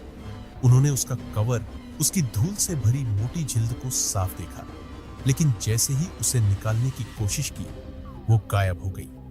मानो वो कोई भूतिया किताब हो जो सिर्फ अपनी झलक दिखाने के लिए वहां थी। एक बार एक छात्रा ने बताया कि उसने उस किताब को एक शेल्फ पर देखा था। वह किताब इतनी पुरानी और धूल से ढकी हुई थी कि उसने सोचा शायद यही वो किताब है। जैसे ही उसने हाथ बढ़ाकर उसे पकड़ने की कोशिश की, वो किताब मानो उसके हाथों से छिटक कर कहीं अदृश्य हो गई। उसने यह किस्सा लाइब्रेरी के स्टाफ से साझा किया, पर किसी ने उसकी बात पर यकीन नहीं किया। आखिरकार एक पुरानी किताब अचानक कैसे गायब हो सकती है? इस किताब की घटना इतनी बार हो चुकी है कि अब यह एक किंवदंती बन चुकी है। कई बार लोगों ने यह किताब देखी, पर हर बार वह गायब हो गई। ऐसा लगता है कि इस किताब के पीछे कोई अज्ञात शक्ति काम कर रही है, जो इसे सामने तो लाती है, पर जैसे ही कोई इसे छूने की कोशिश करता है, वह उसे गायब कर देती है। कुछ लोगों का मानना है कि यह कोई श्रापित किताब है जो लाइब्रेरी में अटकी हुई है और कभी किसी के हाथों में नहीं आती। अब यह बात भी कही जाती है कि इस किताब से जुड़ी कुछ ऐसी चीजें हैं जिन्हें समझ पाना मुश्किल है। लोग कहते हैं कि शायद इस किताब में कुछ ऐसा लिखा है जिसे कोई देख नहीं सकता, या शायद इसमें कुछ भयानक रहस्य छुपा हुआ है। जो भी हो, पर आज तक इस किताब की कहानी रहस्यमय ही बनी हुई है। कई लोग इसे लाइब्रेरी का भूतिया चेहरा मानते हैं, जो सिर्फ कुछ पल के लिए सामने आता है और फिर हमेशा के लिए गायब हो जाता है। यह कहानी अब लाइब्रेरी में आने वाले हर नए छात्र के बीच एक डरावना किस्सा बन चुकी है। हर साल कुछ छात्र इस किताब को ढूंढने का प्रयास करते हैं, पर हर बार उन्हें निराशा ही मिलती है। क्या यह सच में कोई भूतिया किताब है? क्या इसमें कोई अनदेखा रहस्य छिपा है? या फिर यह बस एक डराने वाली कहानी है जो समय के साथ एक पहेली बन गई है? जो भी हो, पर इस किताब की सच्चाई जानने का अब तक किसी के पास जवाब नहीं है, और शायद यही इस किताब की सबसे बड़ी डरावनी सच्चाई है। दिल्ली यूनिवर्सिटी की इस लाइब्रेरी में एक ऐसी जगह भी है जो बाकी लाइब्रेरी से अलग, बेहद अजीब और खौफनाक मानी जाती है। इस जगह को हॉन्टेड स्टडी डेस्क कहा जाता है। इस डेस्क पर बैठते ही कई लोगों ने अजीब अजीब अनुभवों का सामना किया है। वे कहते हैं कि इस डेस्क पर बैठने के बाद एक अजीब सा बोझ महसूस होता है, जैसे किसी अदृश्य शक्ति ने उन्हें जकड़ लिया हो। कई बार यहां बैठे छात्रों ने किसी की उपस्थिति का अनुभव किया, मानो कोई उनकी हर हरकत को देख रहा हो। यह डेस्क सालों से लोगों के बीच डर का कारण बनी हुई है। कुछ साल पहले की बात है, एक छात्र जिसने इस डेस्क के बारे में सुना था, उसे एक अफवाह मानकर यहां बैठ गया। उसकी परीक्षा नजदीक थी और लाइब्रेरी के हर कोने में भीड़ थी। जगह न मिलने की वजह से उसने मजबूरी में इस डेस्क को चुना, और बैठते ही उसे एक अजीब सा सर्द एहसास हुआ। शुरू में उसने सोचा कि यह बस उसकी थकान का नतीजा है, पर धीरे धीरे उसे लगा कि कुछ तो अजीब है, मानो कोई उसके बहुत करीब आकर खड़ा हो गया हो, उसकी सांसों को महसूस कर रहा हो। पढ़ाई में ध्यान लगाने की कोशिश करते हुए उसने कुछ देर में महसूस किया कि उसकी किताब के पन्ने खुद ब खुद पलट रहे थे।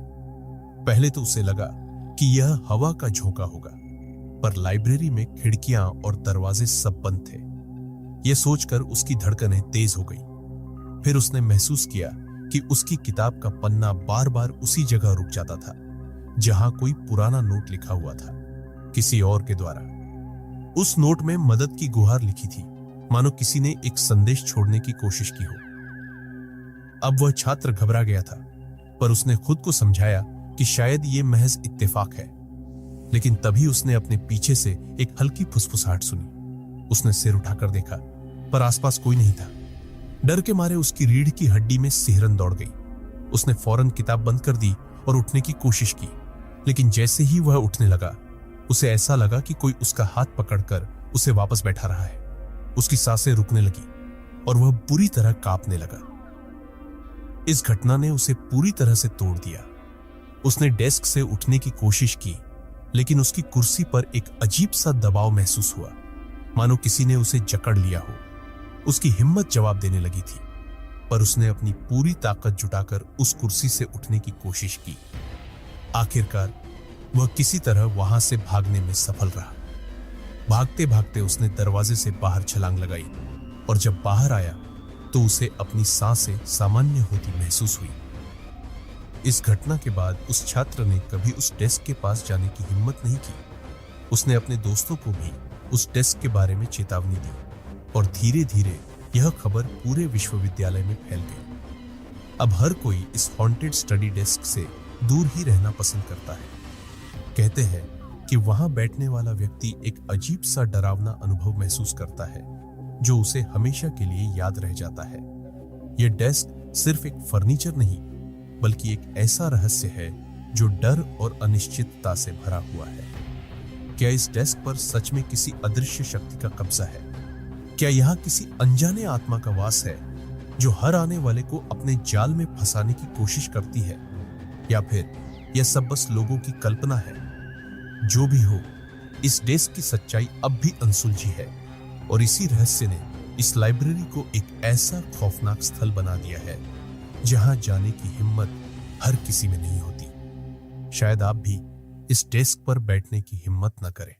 इस लाइब्रेरी की हर चीज जैसे अपने अंदर एक अनकही कहानी छिपाए हुए है, लेकिन उन सब कहानियों में सबसे पुरानी और सबसे डरावनी कहानी उस शख्स की है जो इस लाइब्रेरी की हर किताब और हर कोने को जानता था, यहाँ का लाइब्रेरियन।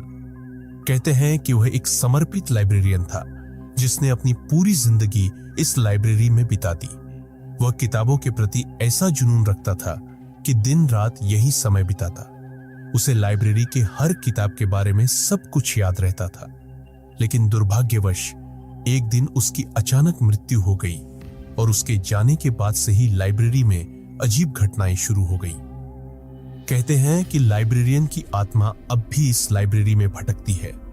कई लोगों का मानना है कि उसकी आत्मा यहाँ की किताबों और इस जगह की रखवाली करती है। कुछ लोगों का यह भी कहना है कि उसने कभी इस लाइब्रेरी को छोड़ने का इरादा नहीं किया था और इसलिए वह अपनी मृत्यु के बाद भी यहाँ पर मौजूद है।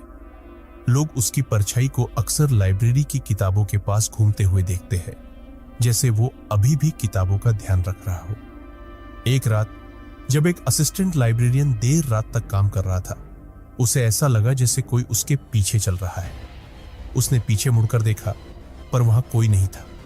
उसने सोचा कि यह सिर्फ उसका भ्रम होगा और अपने काम में लग गया। लेकिन कुछ ही देर बाद उसे फिर से किसी के कदमों की आहट सुनाई दी। इस बार वह घबराया और चारों ओर देखने लगा। तभी उसे एक धुंधली सी परछाई दूर एक शेल्फ के पास दिखाई दी जो धीरे धीरे उसकी ओर बढ़ रही थी। वह परछाई बिल्कुल लाइब्रेरियन जैसी दिखती थी, कंधों पर एक दुपट्टा डाले, हाथ में कुछ किताबें पकड़े हुए। असिस्टेंट लाइब्रेरियन घबराहट में जम गया और उसकी ओर देखता रह गया। जैसे ही वह परछाई करीब आई, उसने हल्के से फुसफुसाते हुए सुना, किताबें मेरी जिम्मेदारी है, इन्हें छोड़कर कहीं नहीं जाऊंगा। वह आवाज इतनी ठंडी और गंभीर थी कि उस असिस्टेंट का दिल दहल गया। वह आवाज सुनने के बाद असिस्टेंट ने फौरन लाइब्रेरी से भागने का फैसला किया। वो बुरी तरह डर चुका था और उसे यकीन हो गया था कि यहाँ कुछ ऐसा है जो इंसान की पहुंच से परे है। अगले दिन जब उसने बाकी स्टाफ के साथ अपनी इस घटना का जिक्र किया तो उसे यह जानकर हैरानी हुई कि वह अकेला नहीं है। कई स्टाफ मेंबर्स ने भी ऐसी ही घटनाओं का सामना किया था। कुछ का कहना था कि उन्होंने लाइब्रेरियन की परछाई को रात में लाइब्रेरी में घूमते हुए देखा था और कुछ ने उसकी फुसफुसाहट को सुना था। अब यह मान लिया गया है कि लाइब्रेरियन की आत्मा कभी इस लाइब्रेरी को छोड़ नहीं पाई। वह अपनी जिम्मेदारी पूरी करने के लिए हमेशा यहाँ रहता है, किताबों की देखभाल करता है और जो कोई भी लाइब्रेरी में रात को आता है उसे अपनी उपस्थिति का एहसास कराता है। यह सोचकर ही रोंगटे खड़े हो जाते हैं कि एक ऐसा शख्स जो इस लाइब्रेरी से इतना जुड़ा हुआ था, वो मरने के बाद भी यहाँ मौजूद है। शायद उसके जाने के बाद भी उसका जुनून उसकी आत्मा को बांध कर रखे हुए है। तो अब सवाल यह है, क्या आप इस लाइब्रेरी में अकेले रात बिताने की हिम्मत करेंगे? क्या आप इस लाइब्रेरी के उन खौफनाक रहस्यों का सामना करने की हिम्मत करेंगे जिन्हें खुद इस लाइब्रेरियन की आत्मा भी छोड़ने को तैयार नहीं है? दिल्ली यूनिवर्सिटी की इस लाइब्रेरी में अगर कभी रात बिताने का मौका मिले तो याद रखिएगा, यहां अकेले रहना उतना आसान नहीं जितना लगता है। दिल्ली यूनिवर्सिटी की इस लाइब्रेरी के ऊपर के हिस्से ही नहीं बल्कि इसके बेसमेंट को भी लेकर कई डरावनी कहानियां हैं। बेसमेंट को हमेशा ताले में रखा जाता है और बहुत कम लोग हैं जिन्होंने इसे अंदर से देखा है। कहा जाता है कि इस बेसमेंट में एक रहस्यमय परछाई है जिसे कई बार लोगों ने वहां महसूस किया है। परछाई इतनी सघन और ठंडी होती है कि आसपास का तापमान अचानक गिर जाता है और जो कोई भी यहां रात में गया उसने इस अजीबोगरीब अनुभव का सामना किया। कई साल पहले एक जिज्ञासु छात्र ने इस बेसमेंट के बारे में सुना था और उसने यह तय किया कि वह इस रहस्य को खुद अपनी आंखों से देखेगा। एक रात जब लाइब्रेरी बंद हो चुकी थी और हर तरफ सन्नाटा था, वह बेसमेंट का ताला खोलकर अंदर गया। शुरुआत में उसे कुछ असामान्य नहीं लगा, बस पुरानी किताबें, धूल से ढके शेल्फ और ठंडे कमरे। लेकिन जैसे ही उसने कुछ कदम आगे बढ़ाए, उसे अचानक अपने आसपास एक अजीब सी ठंडक महसूस हुई। बेसमेंट में वह इधर उधर किताबें देख रहा था कि अचानक उसकी नजर सामने एक परछाई पर पड़ी। वह परछाई किसी इंसान की तरह थी, लेकिन वह कोई ठोस आकृति नहीं थी। धीरे धीरे उस परछाई ने एक ठोस रूप लेना शुरू कर दिया और उसमें एक स्त्री की झलक दिखाई दी, सफेद साड़ी में, लंबे बालों वाली। छात्र का दिल जोरों से धड़कने लगा। वह समझ नहीं पाया कि यह सच में हो रहा है या फिर उसका वहम है। लेकिन तभी वह परछाई धीरे धीरे उसकी तरफ बढ़ने लगी। वह परछाई जैसे ही उसके करीब आने लगी, उसकी सांसें तेज हो गईं और पैर मानो जड़ हो गए। छात्र ने भागने की कोशिश की, पर उसके पैर हिल भी नहीं रहे थे। वह भयभीत था और उसे ऐसा लगा कि उसकी आवाज भी जैसे गुम हो चुकी हो। वह परछाई उसके करीब आकर रुक गई और उसकी तरफ देखने लगी। कहते हैं कि इस क्षण में उसने उस परछाई की आंखों में एक गहरी उदासी देखी, एक ऐसी पीड़ा जो उसकी आत्मा को बंधे हुए रखी थी। ऐसा लगा जैसे वह कुछ कहना चाहती हो, कुछ बताना चाहती हो। अचानक वह परछाई गायब हो गई और छात्र को लगा जैसे किसी ने उसकी कमर पर एक हाथ रखा था। उसे अपनी गर्दन पर ठंडक महसूस हुई, मानो किसी ने उसे धीरे से छू लिया हो। इस डरावने एहसास के बाद उसने खुद को संभालने की कोशिश की और वहां से बाहर भागने का फैसला किया। उसने जैसे तैसे अपने पैर उठाए और सीढ़ियों की ओर दौड़ा। बेसमेंट से ऊपर आते समय उसकी सांसें बेतहाशा तेज हो गई और उसे ऐसा महसूस हो रहा था जैसे वह किसी जानलेवा डर से बचकर निकल रहा है। इस घटना के बाद उस छात्र ने किसी को इस बारे में कुछ नहीं बताया, लेकिन उसकी आंखों में डर और खौफ की छाया हमेशा के लिए छप गई थी। बाद में उसने सुना कि उस परछाई वाली महिला की आत्मा दरअसल किसी पुराने किस्से से जुड़ी है। कुछ लोगों का मानना है कि वह महिला इस लाइब्रेरी की एक नियमित पाठक थी, जो अपनी एक अधूरी किताब को पूरा किए बिना इस दुनिया से चली गई। उसकी आत्मा अब उस अधूरे काम को पूरा करने के लिए यहां भटकती है। तो क्या आप इस लाइब्रेरी के बेसमेंट में जाकर उस महिला की परछाई का सामना कर पाएंगे? क्या आप उस दर्द और सन्नाटे को महसूस कर सकेंगे जो इस लाइब्रेरी के हर कोने में बसा हुआ है? शायद यह सब महज कहानियां हो, या फिर शायद इस लाइब्रेरी का सच हमारे अंदाजे से कहीं ज्यादा डरावना और खौफनाक हो। जो भी हो, इस लाइब्रेरी का बेसमेंट वह जगह है जहां कदम रखने से पहले हर किसी का दिल एक बार जरूर कांप उठता है। दिल्ली यूनिवर्सिटी की इस लाइब्रेरी में कई रहस्यमय और डरावनी चीजें हैं, लेकिन उनमें सबसे अधिक डरावनी है एक प्राचीन किताब जिसे कर्स्ड बुक यानी श्रापित किताब कहा जाता है। इस किताब के बारे में कहा जाता है कि जो भी इसे पढ़ता है वह किसी अनजानी परेशानी में फंस जाता है। किताब का कवर पुराना और धूल से ढका हुआ है और इस पर अजीबोगरीब प्रतीक बने हुए हैं। इसे देखने भर से ही एक अजीब सी ठंडक महसूस होती है, जैसे इसमें कोई अदृश्य शक्ति हो। कहते हैं कि इस किताब को बहुत साल पहले एक अजीब परिस्थिति में यहां लाया गया था। एक प्रोफेसर ने इसे एक विदेशी पुस्तकालय से लाकर यहां रखा था, लेकिन जैसे ही किताब लाइब्रेरी में आई, तभी से अजीब घटनाओं का सिलसिला शुरू हो गया। कुछ लोग कहते हैं कि इस किताब में कुछ ऐसे जादुई मंत्र या रहस्य छुपे हुए हैं जिन्हें इंसान के लिए समझना नामुमकिन है। कई लोगों ने इस किताब को पढ़ने की कोशिश की, लेकिन जो भी इसमें लिखे रहस्यों को जानने का प्रयास करता है वह किसी न किसी भयंकर मुसीबत में फंस जाता है। एक बार एक छात्र ने, जो रहस्यमय चीजों में बहुत रुचि रखता था, इस किताब को पढ़ने का साहस किया। उसने इसे खोलते ही एक अजीब सा दर्द महसूस किया, मानो उसकी आत्मा पर कोई बोझ आ गया हो। जैसे जैसे उसने पन्ने पलटने शुरू किए, वैसे वैसे उसे कुछ अजीब अजीब दृश्य दिखाई देने लगे। जंगलों में आग, समुद्र में डूबती हुई आकृतियां और अंधेरे में भटकती हुई परछाइयां। उसने महसूस किया कि यह किताब किसी साधारण पुस्तक से कहीं अधिक है, और इसका हर पन्ना उसके भीतर एक अजीब सी घबराहट और डर पैदा कर रहा था। किताब पढ़ते पढ़ते उसे ऐसा महसूस हुआ जैसे कोई उसकी आंखों के सामने खड़ा हो, उसे देख रहा हो। उसने किताब से नजरें हटाकर चारों ओर देखा, लेकिन वहां कोई नहीं था। जैसे ही उसने फिर से किताब में देखा, उसे लगा जैसे शब्द खुद ब खुद बदल रहे हों। कुछ शब्द उसकी खुद की जिंदगी से जुड़े हुए थे, मानो किसी ने उसकी जिंदगी के राज उसमें लिख दिए हो। वह डर के मारे किताब को बंद करना चाहता था, लेकिन ऐसा करने की हिम्मत नहीं जुटा पा रहा था, मानो कोई अदृश्य शक्ति उसे किताब पढ़ने पर मजबूर कर रही हो। अचानक उसे ऐसा महसूस हुआ कि उसके कानों में कोई फुसफुसा रहा है, एक धीमी ठंडी आवाज जो बार बार उसका नाम ले रही थी। यह सब उसे पागल कर देने के लिए काफी था। वह घबराहट में उस जगह से भाग खड़ा हुआ, लेकिन किताब ने जैसे उसके दिमाग पर एक छाप छोड़ दी थी। अगले कुछ दिनों तक उसने अजीब अजीब घटनाओं का सामना किया।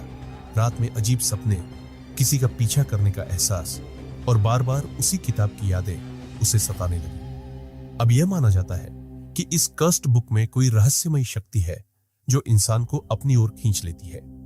जो भी इसे पढ़ने की कोशिश करता है, वह किसी न किसी भयंकर अनुभव का शिकार होता है। यह किताब लाइब्रेरी में धूल से ढकी रहती है, पर जैसे ही कोई इसे हाथ में लेता है, उसके लिए मुश्किलों का सिलसिला शुरू हो जाता है। क्या आप इस किताब को पढ़ने की हिम्मत करेंगे? क्या आप उस डर और अनजाने खतरे का सामना कर सकेंगे जो इस किताब में छिपा हुआ है? यह एक ऐसा सवाल है जिसका जवाब हर कोई जानना चाहता है, पर कोई भी इस किताब को पढ़ने की हिम्मत नहीं करता। दिल्ली यूनिवर्सिटी की इस लाइब्रेरी में हर कोने में एक ऐसा रहस्य बसा हुआ है जिसे आज तक कोई नहीं सुलझा पाया। प्रोफेसरों, छात्रों और कर्मचारियों के अनुभवों ने इसे एक ऐसा स्थान बना दिया है जहां लोग खौफ से कदम रखते हैं। किताबों के बीच छुपी परछाइयां, बेसमेंट में भटकती आत्मा और वह कर्स्ड बुक, ये सब कुछ ऐसा है जो किसी की भी हिम्मत को हिलाकर रख सकता है। कई लोगों ने इस लाइब्रेरी की घटनाओं को महज एक अफवाह समझकर नजरअंदाज किया, लेकिन जो भी इस जगह की हकीकत जानता है, वह जानता है कि यह जगह किसी रहस्यमयी ताकत से घिरी हुई है। यह भूतिया घटनाएं किसी को डरा कर रख सकती है। तो अगली बार जब आप दिल्ली यूनिवर्सिटी की इस लाइब्रेरी में आइए, सोचिए, क्या आप इस जगह की खामोशी में छिपे रहस्यों का सामना करने की हिम्मत रखते हैं, या फिर यह रहस्य इसी तरह सदा अनसुलझा ही रहेगा? तो दोस्तों, ये थी दिल्ली यूनिवर्सिटी की भूतिया लाइब्रेरी की कहानी। क्या आप भी कभी यहां जाकर इस रहस्य का हिस्सा बनना चाहेंगे? हमें कमेंट्स में जरूर बताएं। और अगर आपको ये कहानी पसंद आई हो तो वीडियो को लाइक और चैनल को सब्सक्राइब करना न भूलें। और याद रखें, कभी कभी अनदेखी चीजें भी हमारे करीब होती है, बस हमें दिखती नहीं है। आपने यहां तक वीडियो देखा haunted cafe, horror stories in Hindi. Shortcut Jennifer एक फ्रीलांस फोटोग्राफर थी। वह एक बहुत ही फ्री स्पिरिटेड लड़की थी और अपनी लाइफ को अपने टर्म्स पर जीती थी। उसका बिंदास एटीट्यूड सभी को पसंद आता था। जो भी पैसे वह अपनी फोटोग्राफी से कमाती, वह सब वह पहाड़ों की नई नई जगहों को एक्सप्लोर करने में लगा देती थी। जेनिफर को सोलो ट्रैवलिंग यानी अकेले ट्रैवल करना बहुत पसंद था। इस बार भी वह अकेले ही एक बिल्कुल अनएक्सप्लोर्ड हिल स्टेशन पर आई थी। वह जगह एक गांव के पास थी। उस पहाड़ के ऊपर एक ऐसी जगह थी जहां से जो नजारा दिखता था वह किसी जन्नत से कम नहीं लगता था। और वहां जाने तक का एक ट्रैक था जो करीबन 6 किलोमीटर लंबा था। जेनिफर ने वह नजारा देखने के लिए अपना बैकपैक और कैमरा उठाया और वह उस ट्रैक पर चली गई। उसके साथ कुछ और भी लोग उस ट्रैक पर जा रहे थे। जेनिफर बस ऊपर के व्यू के बारे में सोचती हुई खुद को मोटिवेट करती ऊपर चढ़े जा रही थी। कुछ दूर चलते ही जेनिफर को पहाड़ के ऊपर जा रहा एक कच्चा रास्ता दिखा। जेनिफर ने ठीक से देखा तो वह कच्चा रास्ता ऊपर जाकर ट्रैक के रास्ते में मिल रहा था। जेनिफर को लगा वह एक शॉर्टकट है और जेनिफर को ट्रैकिंग का काफी एक्सपीरियंस था, तो उसने वह कच्चा रास्ता ले लिया। उस कच्चे रास्ते पर चलते हुए जेनिफर को करीबन आधा घंटा हो गया था। अब तक उसे पक्के रास्ते पर पहुंच जाना चाहिए था, पर वह तो पहाड़ के किसी घने जंगल में आ चुकी थी। जेनिफर ने पीछे मुड़कर देखा तो उसे वापस जाने का रास्ता भी नहीं समझ आ रहा था। वह रास्ता भटक चुकी थी। उसके फोन में नेटवर्क भी नहीं था। अब जेनिफर थोड़ा परेशान होने लगी थी। अपनी किस्मत को कोसती हुई जेनिफर सही रास्ता ढूंढने में जुट गई। भूख के मारे उसकी जान निकली जा रही थी कि तभी उसके सामने कुछ ऐसा आया जिसे देखकर उसे अपनी आंखों पर यकीन ही नहीं हो रहा था। उस वीराने के बीच एक बहुत ही सुंदर सा कैफे बना था। बाहर कैफे हिल रिट्रीट का बोर्ड लगा था और उसी कैफे से एक पक्की रोड भी जुड़ी हुई थी। जेनिफर की खुशी का ठिकाना नहीं रहा। वह बिना कुछ सोचे उस कैफे की तरफ दौड़ी और अंदर चली गई। कैफे जितना बाहर से सुंदर था, उसे कई ज्यादा अंदर से था। अंदर बहुत ही अच्छी डेकोरेशन थी और कुछ यंगस्टर्स वहां बैठकर हंस खेल रहे थे। वह कैफे परफेक्ट था। जेनिफर सब कुछ भूल गई थी। वह फटाफट से एक टेबल पर बैठ गई और एक वेटर तुरंत उसके पास आ गया। उस वेटर ने जैसे ही मेनू कार्ड टेबल पर रखा, जेनिफर की नजर उसके हाथ की कलाई पर गई। उसकी कलाई पर जलने का एक घाव था। जब तक जेनिफर उस घाव को ठीक से देख पाती, उस वेटर ने उस घाव को ढक लिया। जेनिफर को बहुत ज्यादा भूख लग रही थी और इसीलिए उसने जल्दी से अपने खाने का ऑर्डर दे दिया। उन ऑर्डर करने के कुछ ही समय में जेनिफर को लगा कि उसे थोड़ा फ्रेश हो जाना चाहिए, तो वह उठकर कैफे के वॉशरूम की तरफ जाने लगी। वॉशरूम के रास्ते में उन हंसते खेलते यंगस्टर्स का टेबल भी था। जेनिफर उनके पास से गुजर रही थी कि उसने देखा कि उनमें से एक लड़के के सिर पर एक घाव था और यह घाव ठीक उस वेटर के जैसा ही लग रहा था।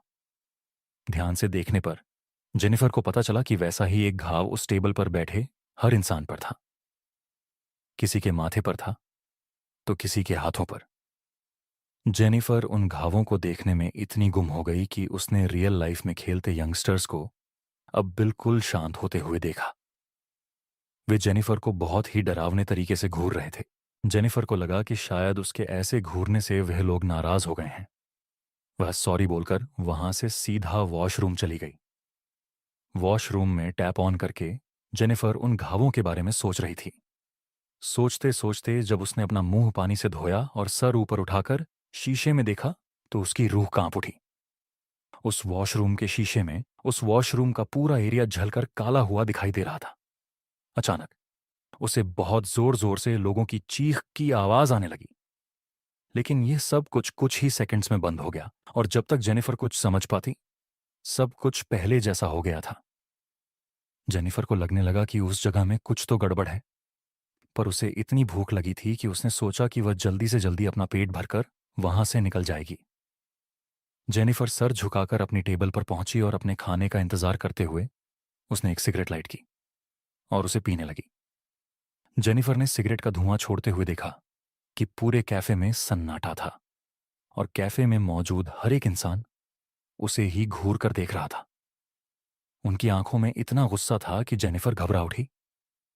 देखते ही देखते उन सबके चेहरे बदलने लगे और उनके शरीर बिल्कुल काले पड़ गए। वह वेटर जो जेनिफर से बहुत मुस्कुराकर बात कर रहा था, अब जेनिफर की तरफ गुस्से में तेजी से दौड़ता हुआ आ रहा था।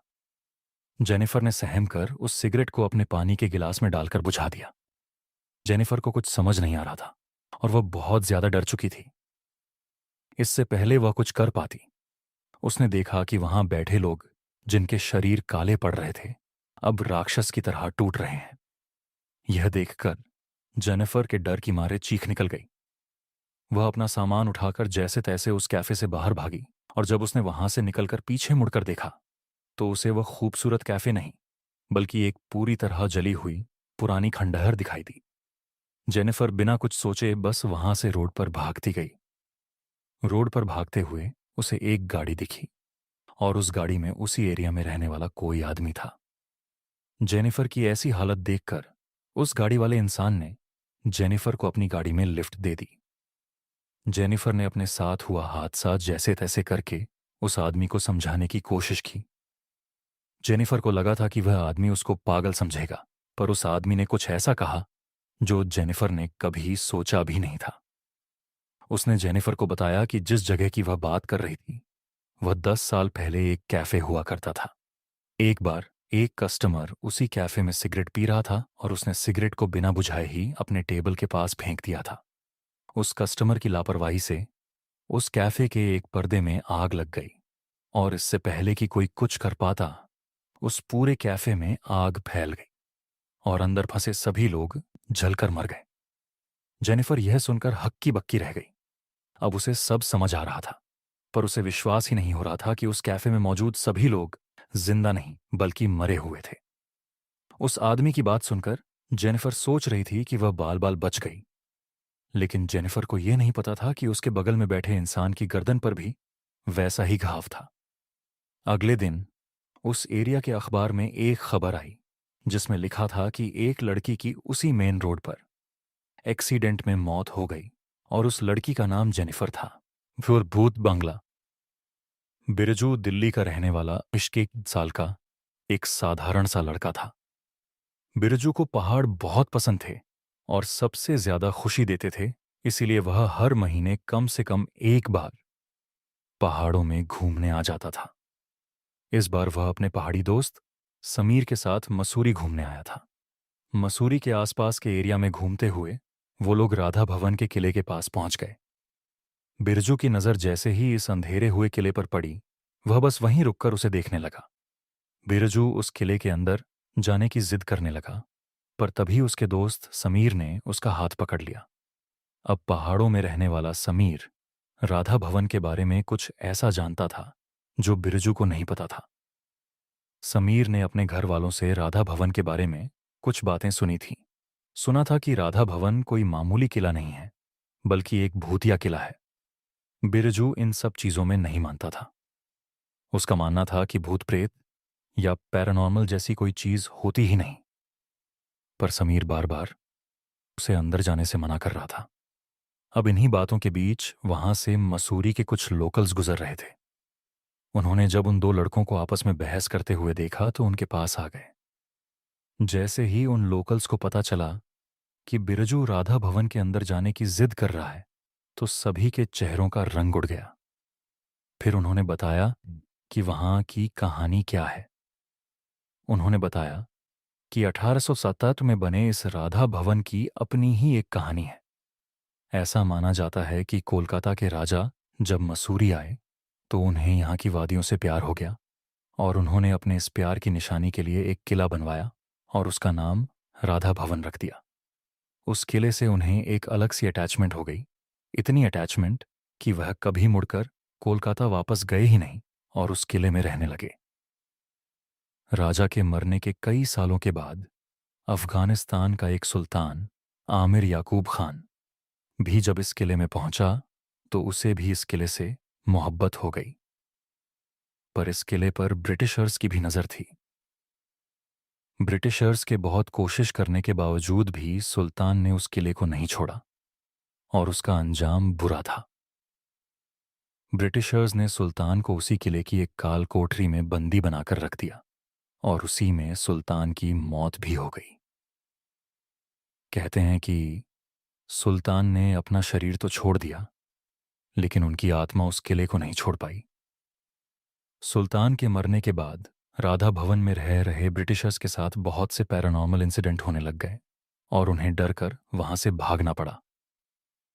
माना जाता है कि सुल्तान की आत्मा आज भी उस किले में रहती है और सुल्तान की आत्मा को उस किले में किसी और का होना बिल्कुल भी पसंद नहीं है। कई लोग जो उस किले में गए उनमें से बहुत लोग पागल हो गए और कुछ तो कभी किले से फिर कभी वापस ही नहीं लौटे। आज भी रात में उस किले से सुल्तान की दर्दनाक चीखने चिल्लाने की आवाजें आती हैं। यह कहानी सुनकर समीर के तो पसीने छूटने लगे, पर बिरजू जोर जोर से हंसने लगा। उसने लोकल्स की कहानी का मजाक उड़ाया और कहा कि यह सब सिर्फ कहानियां हैं और वह इन कहानियों को झूठा साबित करने के लिए तो अब तो बिल्कुल अंदर जाएगा। लोकल्स बिरजू से गुस्सा होकर वहां से चले गए और बिरजू राधा भवन के अंदर जाने लगा, पर समीर ने भी उसके साथ चलने से इनकार कर दिया। बिरजू उसे भी पीछे छोड़कर किले के अंदर जाने लगा। उस किले के अंदर जाते ही बिरजू की आंखें चमक उठीं। पता नहीं क्यों उसे उस खंडरई किले में अचानक से थोड़ी ठंड लगने लगी। क्योंकि वह एक हिल स्टेशन पर था तो उसे यह बात अजीब नहीं लग रही थी। धीरे धीरे सूरज भी ढलने लगा था और राधा भवन के अंदर अंधेरा छाने लगा था, पर बिरजू को उस किले से बाहर जाने का मन ही नहीं कर रहा था। बिरजू उस किले के अंदर खड़ा होकर उस कहानी वाले सुल्तान को आवाज देने लगा और उस सुल्तान पर हंसने लगा। लेकिन तभी अचानक से बिरजू को किसी के कदमों की आवाज सुनाई दी। पहले तो बिरजू को वह अपने मन का भ्रम लगा, पर तभी उसे ऐसा लगा कि जैसे कोई बगल में खड़ा सांस ले रहा हो। बिरजू के पूरे शरीर में एक कपकपी उठ गई। उसके बगल में कोई नहीं था। तभी उसके पैरों को किसी ने पकड़ लिया और वह जमीन पर गिर गया। जमीन पर गिरते ही उसके शरीर को कोई घसीटकर किले के अंदर लेकर जा रहा था। जैसे ही बिरजू ने अपने पैरों की तरफ देखा तो उसका दिल दहल गया। एक आदमी सुल्तान के कपड़ों में उसके पैरों को पकड़ कर घसीट रहा था। बिरजू डर के मारे जोर जोर से चीखने चिल्लाने लगा। तभी उस सुल्तान ने मुड़कर बिरजू को देखा और वह दृश्य बिरजू के दिमाग में हमेशा के लिए छप गया था। उस सुल्तान के चेहरे की याद स्किन उतरी हुई थी और उसका पूरा बदन काला पड़ा हुआ था। बिरजू समझ गया था कि यही वह सुल्तान की आत्मा है और उन लोकल्स की बताई हुई कहानी बिल्कुल सच थी। उस सुल्तान की आत्मा ने बिरजू को एक काल कोठरी में बंद कर दिया। बिरजू को अंधेरे के सिवा और कुछ नहीं दिख रहा था, बस उसे जोर जोर से धम धम की आवाजें सुनाई दे रही थीं। बिरजू बहुत ज्यादा डर गया था। उसे अचानक सांस आनी बंद हो गई और वह दर्द में चीखता रहा। चीखते चीखते वह बेहोश हो गया। बिरजू की आंखें खोलीं तो वह अपनी गाड़ी की सीट पर लेटा हुआ था और समीर उसके पास ही बैठा हुआ था। समीर ने बताया कि बिरजू को अकेला छोड़कर वह चला तो गया, पर उसे उसकी चिंता होने लगी थी। सूरज ढलने के कुछ देर बाद समीर बिरजू को ढूंढता हुआ उस किले में गया और उसे बिरजू किले के बाहर एक मैदान में बेहोश पड़ा मिला था। बिरजू ने समीर को गले लगाकर उसे सब कुछ बताया और वह उसके बाद कभी मसूरी नहीं आया। पर तब से बिरजू की मानसिक हालत खराब होती चली गई और वह पागल सा हो गया। और समीर को आज भी राधा भवन के बुरे सपने आते हैं। यह किस्सा सुनकर मैं और मेरा पूरा क्रू दंग रह गया। दोस्तों, बिरजू ने उस किले में रह रही एंटिटीज का मजाक उड़ाया और उसका अंजाम आपके सामने है।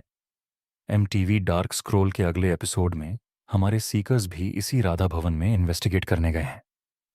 अगर आप देखना चाहते हैं कि उनका एक्सपीरियंस कैसा था,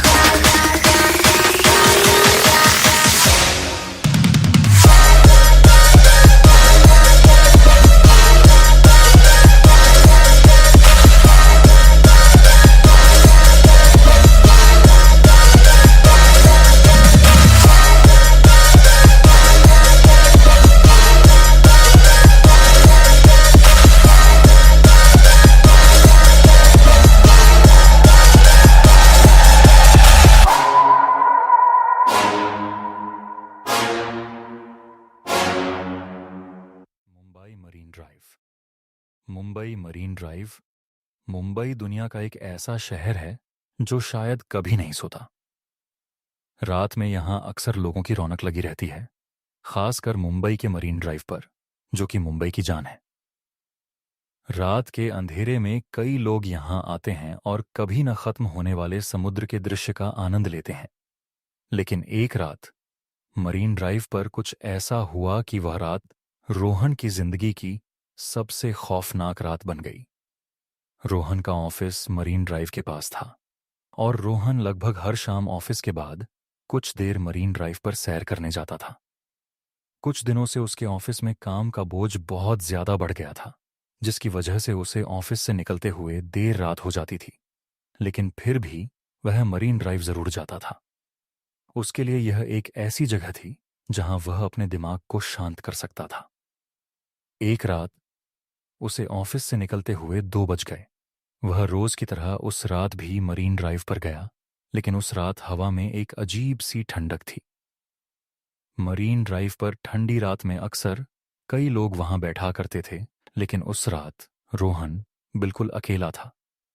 दूर दूर तक उसे कोई नजर नहीं आ रहा था, लेकिन वह यह सब इग्नोर करके कान में ईयरफोन लगाए वहां वॉक करने लगा। वह गाना एंजॉय करते हुए वॉक कर ही रहा था कि अचानक उसकी ईयरफोन में आवाज आनी बंद हो गई।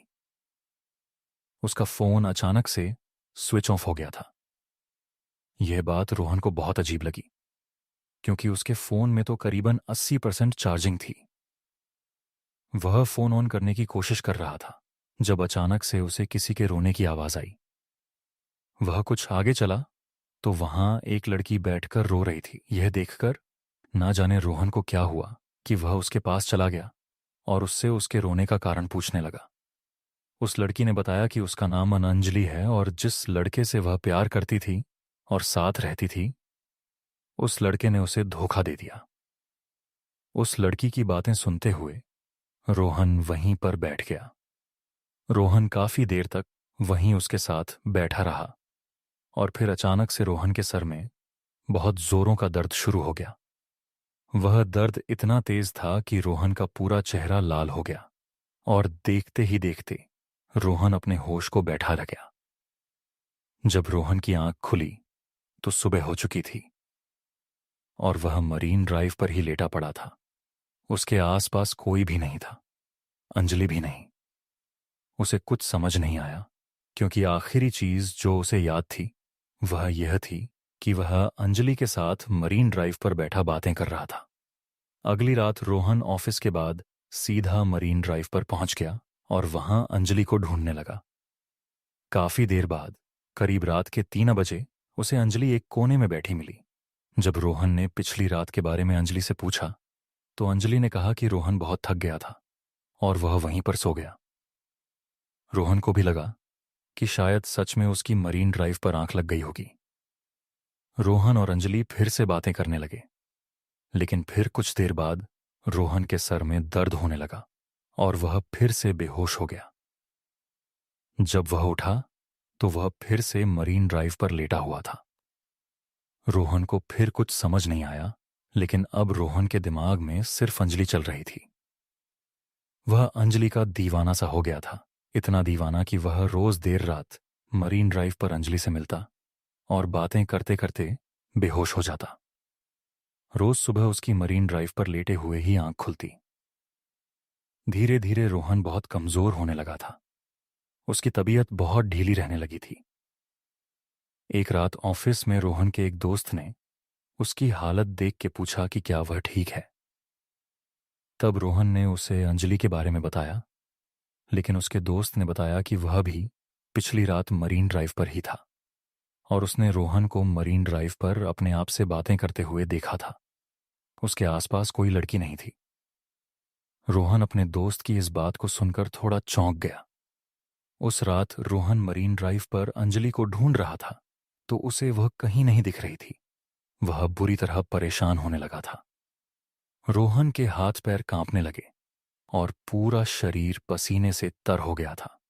अंजलि से मिलना मानो उसके लिए नशा सा बन गया था। रोहन अंजलि को ढूंढने के लिए मरीन ड्राइव की बाउंड्री वॉल के ऊपर चढ़ गया और अंजलि को आवाज देने लगा और तभी अचानक उसे ऐसा लगा कि जैसे समुंदर से कोई काला साया निकला हो और उसके शरीर के आर पार हो गया हो। लेकिन इससे पहले कि रोहन कुछ सोचता, उसे अंजलि की आवाज आई। वह रोहन को अपने पास बुला रही थी। रोहन पीछे मुड़ा तो अंजलि उसे वहीं खड़ी मिली। रोहन फिर से अंजलि के पास जाकर बैठ गया। रोहन को उसके ऑफिस कलीग की बात बार बार परेशान कर रही थी, इसलिए उसने सोचा कि वह अंजलि के साथ एक फोटो खींचेगा। उसने अपना फोन निकाला और अंजलि के साथ फोटो खींचने लगा। और जैसे ही उसने फोटो क्लिक का बटन प्रेस किया, तभी अंजलि ने गुस्से में आकर उसके फोन पर अपना हाथ मारा और रोहन का फोन दूर जाकर गिरा। रोहन को यह बात बहुत अजीब लगी, पर अंजलि ने उससे कहा कि उसे फोटो खिंचवाना बिल्कुल भी पसंद नहीं है। रोहन ने जब अपने फोन को उठाया तो उसने देखा कि उसके फोन में एक ब्लर्ड फोटो थी, पर उस फोटो में अंजलि के हाथ कुछ अजीब से काले दिख रहे थे। रोहन को कुछ समझ नहीं आया। तभी अंजलि ने फिर से उसे आवाज लगाई और रोहन अब थोड़ा सहम गया। रोहन अंजलि के पास गया और उसने उससे पूछा, अंजलि, हम इतने समय से मिल रहे हैं, पर तुमने कभी बताया नहीं कि तुम आखिर रहती कहां? अंजलि ने उस बात का कोई जवाब नहीं दिया। वह बस चुप होकर फिर से रोने लगी और उसके रोने की आवाज सुनकर रोहन के सर में फिर से जोरों का दर्द शुरू हो गया। हर बार जब भी रोहन का सर दर्द करता, उसके बाद उसे कुछ याद नहीं रहता। लेकिन इस बार जैसे ही रोहन को चक्कर आने लगे, उसने अपना फोन का कैमरा निकाला और उससे अंजलि की फोटो ले ली। तस्वीर लेते ही अंजलि जोर से चिल्लाई, पर वह आवाज किसी इंसान की नहीं, बल्कि ऐसा लग रहा था कि वह कोई भयानक जानवर हो। रोहन ने जैसे ही फोन के अंदर देखा तो उसका दिल दहल गया। उस फोटो में बैठी लड़की अंजलि नहीं थी, बल्कि एक बहुत भयानक चुड़ैल लग रही थी जिसका पूरा शरीर काला पड़ चुका था। यह देखते ही रोहन के हाथों से फोन छूट गया और वह चीखता हुआ तेजी से समुंदर से दूर भागने लगा। कुछ दूर जाकर जब उसने पीछे मुड़कर देखा तो अंजलि का चेहरा पूरी तरह बदल चुका था। वह एक भयानक चुड़ैल दिख रही थी और वह चुड़ैल धीरे धीरे समुंदर में जाकर कहीं गायब हो गई। रोहन को अपनी आंखों पर विश्वास नहीं हो रहा था। जब उसने आसपास के सामान बेचने वालों से पूछा तो एक बूढ़े आदमी ने उसे बताया कि कई साल पहले एक लड़की रोज रात में कर मरीन ड्राइव पर रोती थी। लोग कहते थे कि उसके लवर ने उसे धोखा दे दिया और उसे छोड़कर चला गया, और इसी दुख में उसने एक रात मरीन ड्राइव पर पानी में कूदकर अपनी जान दे दी। उस बूढ़े सामान बेचने वाले ने यह भी बताया कि कई लड़के रात में खुद से बातें करते देखे गए हैं और उनमें से कई लड़के समुंदर में डूबकर अपनी जान भी दे चुके हैं। रोहन को लगा कि शायद वह भी उस आत्मा के वश में आ गया था और उसकी जान बाल बाल बची। उस रात के बाद रोहन फिर कभी मरीन ड्राइव गया ही नहीं, लेकिन आज तक रोहन को रात में सपने आते हैं कि अंजलि मरीन ड्राइव के समुंदर के पास खड़ी रोहन को अपने पास बुला